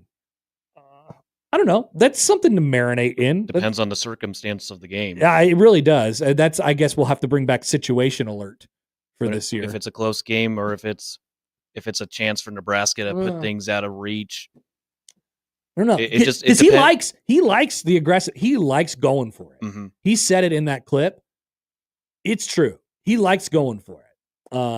So maybe the fact that Nebraska will have theoretically an offense that they could trust a little bit more this year, maybe that makes them a team that goes for it a little bit more. But they're going to have a punter that they could trust. Yeah. They're going to have a special teams that they feel like they could put out on the field as well. Kind of lightens the pressure on that unit, because it's been a mess for special teams in the last several years. Yeah, I'm gonna put a pin in that one and think about that a little bit more. But anyway, on the idea of the punter, Black Cat writes in on YouTube, not sure if Rule knows how a boomerang functions. Yeah, I sort of thought that while he was talking too. The ball will not be returning to Archie Wilson off of his foot. And the ball, I think he meant maybe, I'll give him the benefit of the doubt here. I think he meant maybe in the shape of a boomerang. A boomerang is sort of, the direction, a half circle, or the direction it goes. but it's not coming back to him. Right? A boomerang comes back to you, but it goes all the way around and it comes back to you.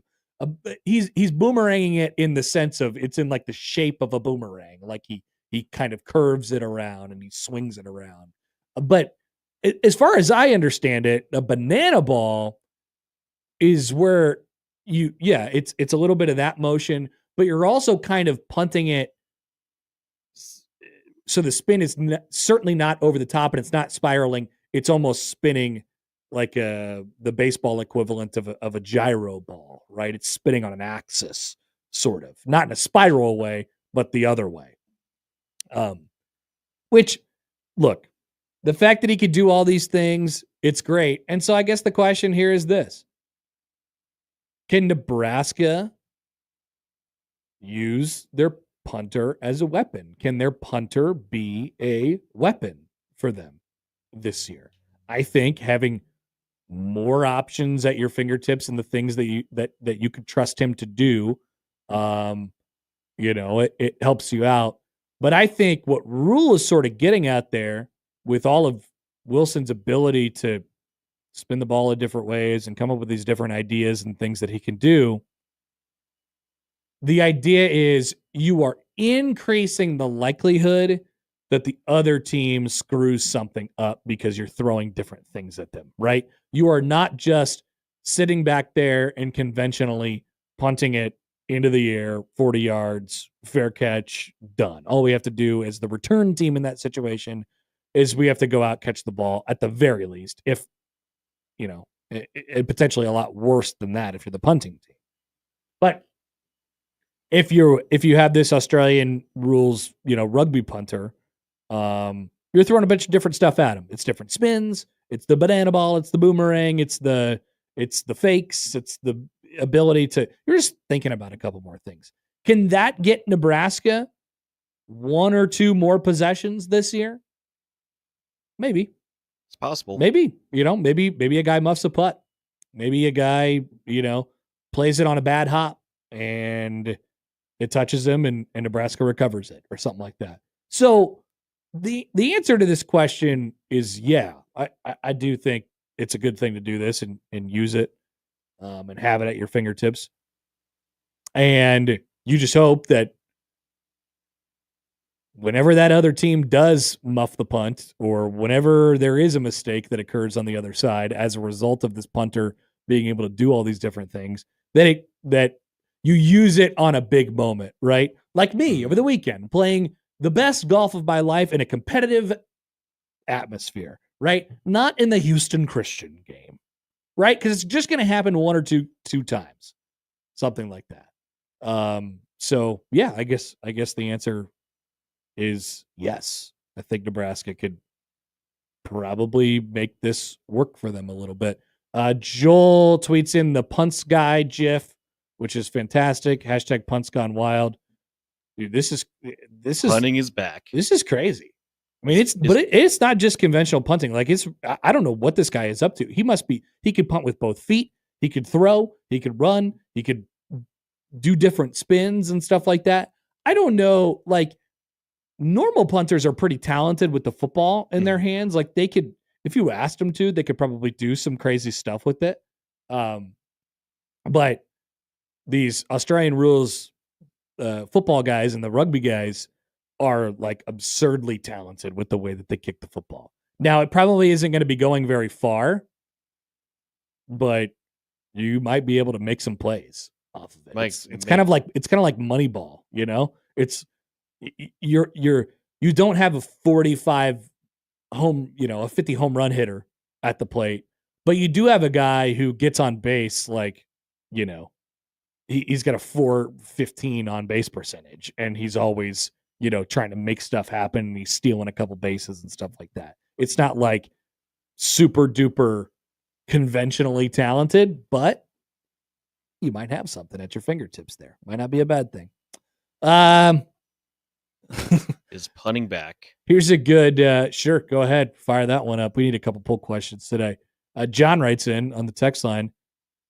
This guy might be able to punt with either foot, but he is no Caleb Lightbourne. He won't be punting for negative yards. That happened. Also, Caleb Lightbourne famously missed an onside kick trying to kick off one time. He missed Yep, it. the Ohio State game. That was the COVID season. Super fun.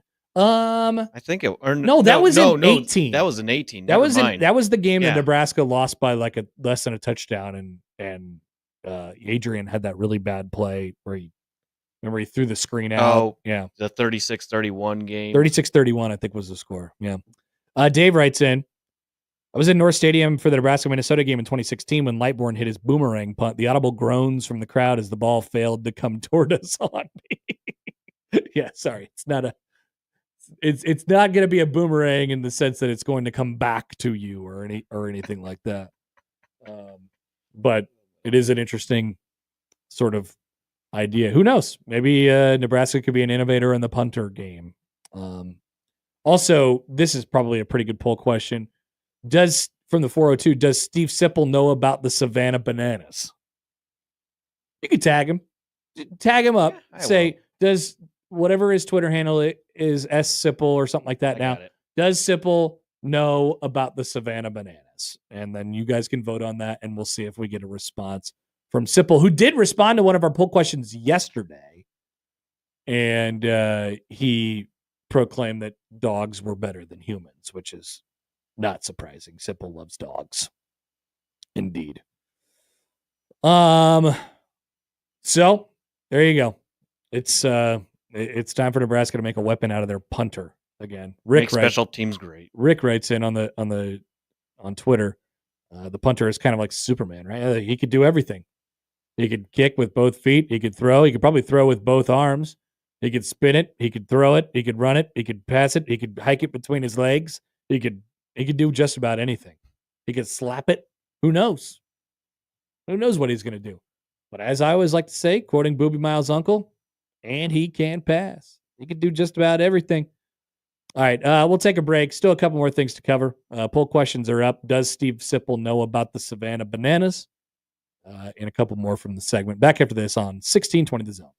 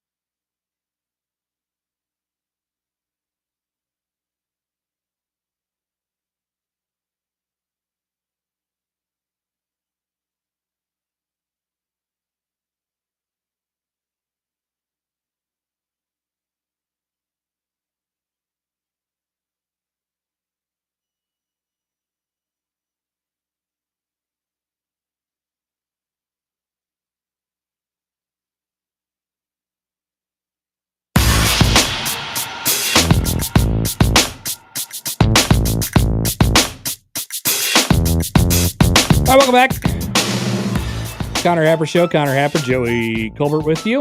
Once again, don't forget, tomorrow we are at Warner Park watching some ball, hanging out, eat some corn dogs, just like dudes. Dudes in their corn dogs. Just like dudes like to do. You know how dudes are. Another reminder for you all. Oh, yeah, we also have the AVCA First Serve Weekend sweepstakes, which is going on our website right now. The challenge will be August 22nd to 24th in Lincoln, and we're going to give you a couple tickets, a 2-night stay in a downtown Lincoln hotel, and $150 in spending money, folks. Just head on our website. That's an online giveaway, 1620thezone.com, and get signed up to win. So we talked about bananas in the last segment. I'm going to try and, carefully land the plane here, and we're going to maybe mention the Savannah Bananas in this segment. Let's see if I can get back around to it. So it's a topic about the Big Ten. Stuart Mandel had a great headline today in The Athletic, and it was, or I guess this is a few days ago. One thing is clear after Big Ten Media Days, the conference is in la la land. He said that the conference lives on planet Gaslight, which is an awesome name for a planet and awfully, headline grabbing. So I think one of the things that's sort of become clear on, this particular issue is, and I've talked about my hatred of this before. The idea, there is this constant obsession, it feels like to me in sports these days, of so-called sports fans or people who are in charge of sports, specifically commissioners and owners and things like that. There is this constant obsession to take the sports that we have and turn them into other sports, turn them into different things entirely. Right? I've often said, people talk about growing the game and making sure you're catering to the common person and things like that. Like, I'm a baseball fan. I'm probably going to keep liking baseball unless you stop serving me. I like baseball because of what it is. I like college football because of what it is. Mm-hmm. What is college football? What makes college football unique? It's the fact that their regular season means everything. It's the fact that there's these rivalry games that have such grand scale impacts on these universities, and yet no implications on who wins the Super Bowl, aka the college football the national championship. Some of them have absolutely no college football playoff implications, and I think that's part of what makes the sport special. I think that's part of what makes it cool. So I don't understand the constant obsession to take these sports and turn them into different sports. The constant obsession to take college football and turn it into the NFL. You have fans. It's your responsibility as the commissioners of the sport, which there's no commissioner of college football, but we have 4 Power 4 commissioners. It's your responsibility to serve the players, the athletes, the coaches, and your fans. And I think that's a really difficult thing to do. No doubt about that. That's part of the balance of being a major conference commissioner or an MLB commissioner, right? You owe it to the sport to serve the players, the owners, and the fans. And it's a really difficult balance. And you owe it to the sport to not be on one side or the other, even though we always talk about how the commissioner of Major League Baseball works for the owners. He also works for the players. He also works for the fans. So why do we have this constant need to serve people that don't really care about the sport? And that's what I'm finding so weird about this whole college football playoff realignment thing, this whole college football playoff thing. There was a lot of people who responded, and Stuart embedded them in his article. One guy responded with, "This guy is not a college football fan." This guy meaning Petitti, the third straight Big Ten commissioner to try to fundamentally alter the sport at everyone else's expense. Another person responded, "Tell me you don't understand the history and appeal of college football without telling me you don't understand the history and appeal of watching college football. And I think this is the crux of it. The very, very center of it. Do we think that by changing and fundamentally altering the sport will make casuals who don't like the sport? Maybe for a short period of time. I would imagine that there was a lot of people from outside of college football that were super interested in what was going on in college football when the entire sport realigned its conferences, a decade plus ago. What's it going to look like when Nebraska's at the Big Ten? What's it going to look like when Texas A&M and Missouri are in the SEC? And what's it going to look like when Texas and Oklahoma are in the SEC and USC and UCLA and Washington and Oregon are in the Big Ten? I would imagine that you picked up some casuals because that's people like drama and people like when weird stuff like that happen. Those aren't your fans. Those aren't the people that college football should be serving. So this is where I bring in the Savannah Bananas. The Savannah Bananas have their own fan base. They are not baseball fans. They might like baseball. They might separately like baseball. Yeah. But they're not baseball fans. They are not and should not be a model for anyone else. No. And certainly not for baseball.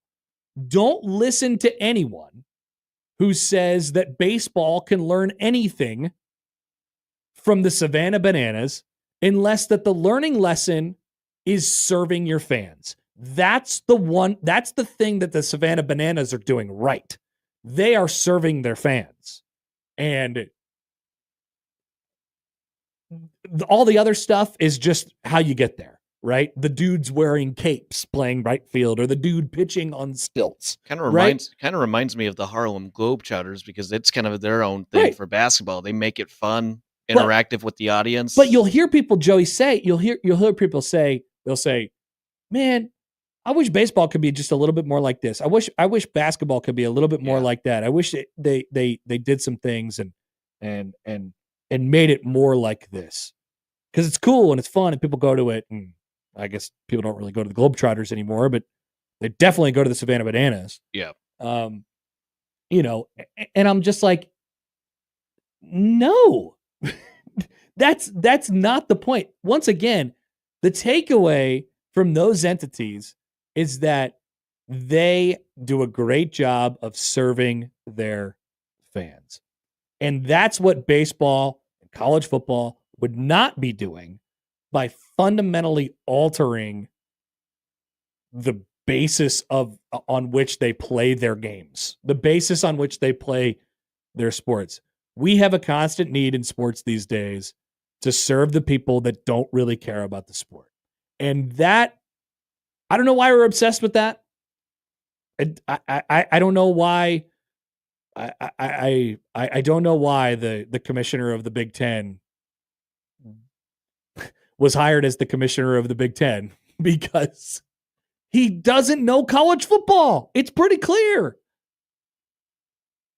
And he dropped the line that everyone who doesn't care about college football has been dropping. Well, yeah, but 8-4 is a pretty good season. You should have the ability to compete for the national championship if you go 8-4. I think if you go 8-4, that's a whatever 666 win percentage, and that would make the playoffs in all these other sports. This is not the other sports. No. Right?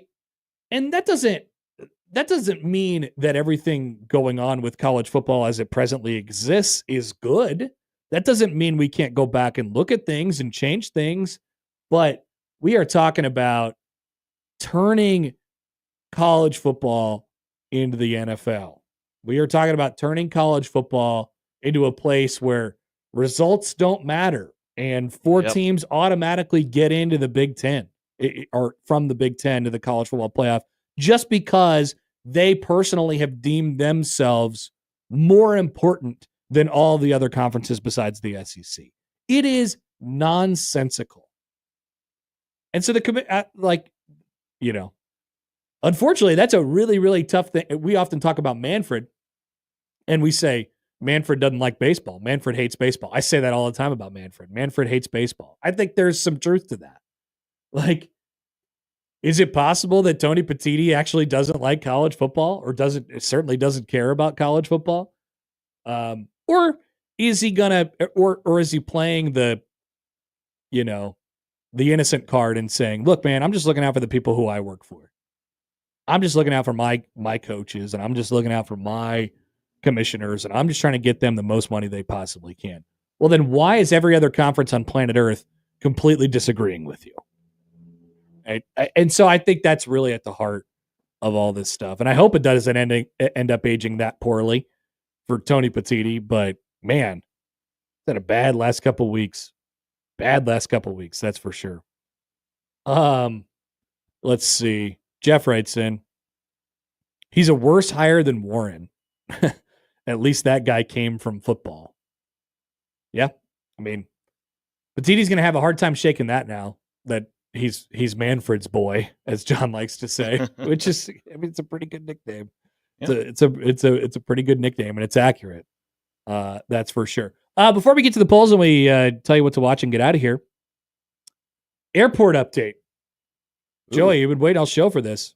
Thanks for sticking around. I just got back from the airport a couple weeks ago, and I'll be traveling again in a few weeks. Every time I see an airport update, we have to pass it along on this show because we love our airport. We want to know what's going on with our airport. Our listeners are traveling too. They might be flying. Exactly. So here's what you can expect when you make your way into and out of beautiful Eppley Airfield in the coming days, months, and weeks. The canopy, it's almost done. According to, there was a story written about this in the World Herald today. Julie Anderson wrote this. The new $65 million all-weather canopy over Terminal Drive, rebuilt to handle more traffic, eliminate curbs, and improve accessibility, is now substantially complete. LED lights outline the interior of the soaring structure with colors that can be changed to mark seasons and events. This month, in July, they've glowed red, white, and blue to mark the 4th of July holiday. What might it look like if Creighton is playing in the Sweet 16? Ooh, or beautiful. If they win the Big East? It'll probably be blue and white. What might it look like if Nebraska makes the college football playoff? It might be scarlet and cream, probably just red and white. But that's something to look forward to. That's right. LED lights are on everything. That's nice. Now, as far as the main project is concerned, the central pavilion, the centerpiece of the $950 million terminal expansion project, it is now nearly 38% done. We're getting there. We're not really. We got a long way to go, Joey. We got a long way to go. I mean, slowly but surely. You could see it. When last time I flew in late May, you could actually see the central terminal, like the progress in the central terminal, better from the tarmac side. Yeah, better from that side than from like where you drop off people in the front there. Mm-hmm. But the airport did record its busiest month on record. You're welcome. In June with 524,000 travelers. It is fully rebounded from the pandemic and had a record year last year with 5.3 million passengers. How about that? Our airport, even though it's under construction, some are arguing better than ever. And it is a sign of progress in our town. Just like our growing skyscraper, which is definitely a skyscraper. And don't let anybody tell you differently.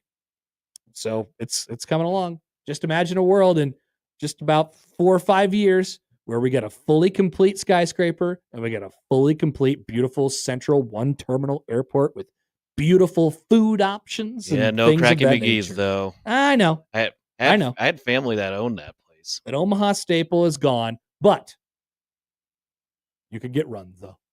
That's true. You will be able to get runs though. Clarence writes in. So what you're saying, Connor, is that it'll be done in a timely 2 decades. Maybe there you go. There you go. The end of this decade, somewhere it's 38. It's nearly 38% done. But the canopy is done, so that's the update. When did it start? That's the question. 2023, late 2023, I think. Okay, I just put away this. I just put away this story. We might be making or breaking around to 2030. I think that's probably, we're looking at 2028, 2029, 2030 in that range. Sounds fun. Sounds like it's that pretty far away, but I'll remind you that we're halfway through 2025. Hard to believe. Closer than you might think. Halfway through this decade. The polls, and we'll tell you what to watch when we return on 1620 The Zone.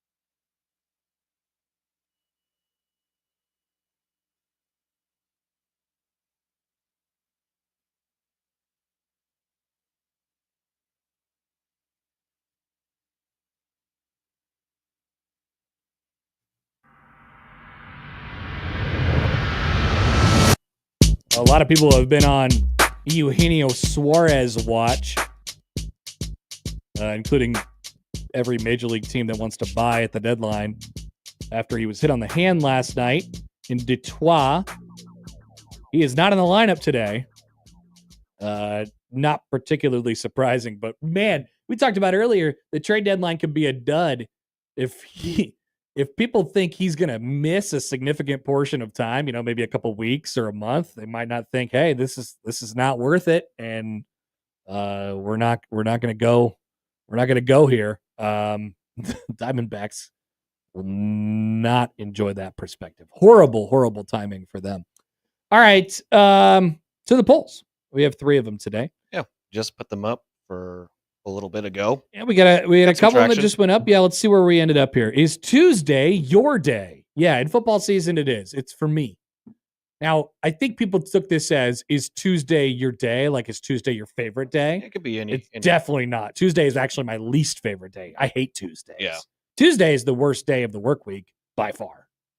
I would say. Now, I have a great Tuesdays rosy attitude, of course, just like every other day. But no, Tuesday is the furthest away from the weekend except Monday. But Monday, you still have that kind of fresh energy coming off the weekend. 87% say no. Tuesday is not their day. They donate Tuesday to football. Watching Maction. Is punting back? 80% 82% say punting is back. That is a We great got a lot response. of preseason hype. Big punting is going to love that. And finally, does Steve Sipple know about the Savannah Bananas? Yeah, I think he stays hip to it more than he gets credit for. But I can understand why people would vote no here. Results as of right now, 59% say no. Not that bad looking for Sipple. All right, those are the polls. Joey, what are we watching tonight? Okay. In the MLB, there's a game on TBS tonight. At 6, it's the Yankees and the Rays. Little division race right there. Yep. Also, the MLB network's got a pair of games. Not sure what's going to be on, but the Mets and Padres at 8:40 and the Pirates and Giants at 8:45. And then obviously, we got the Connor Happer Show classic between Josh Hodson's Braves and Happer's Fun. Royals Yes. at 6:40. That'll go well. Then if you're interested in the WNBA, 9 o'clock on NBA TV, we got the Las Vegas Aces and the LA Sparks. Nice. Then if you want to... Did I hear that Cameron Brink is coming back tonight? Let me check that out.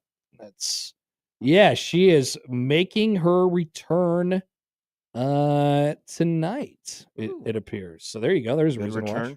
Then ESPN's got their 30 for 30 on tonight. It is on the Buffalo Bills 4 consecutive Super Bowl defeats. And I know a particular zone host would be intrigued to watch that because it involved his Dallas Cowboys winning a Super Bowl. If you're not interested in sports tonight, there is a new America's Got Talent on NBC from 7 to 9. Also, the Indiana Jones trilogy is back on tonight on Paramount Network. So, Connor, if you're interested in actually watching the movies like I was 2 weeks ago, there you go. Joey, thank you so much. Thank you, Connor. And we'll do it again tomorrow at the ballpark. That's it for us today. If you missed anything, 1620thezone.com is where you can find it. Crossover is coming up next.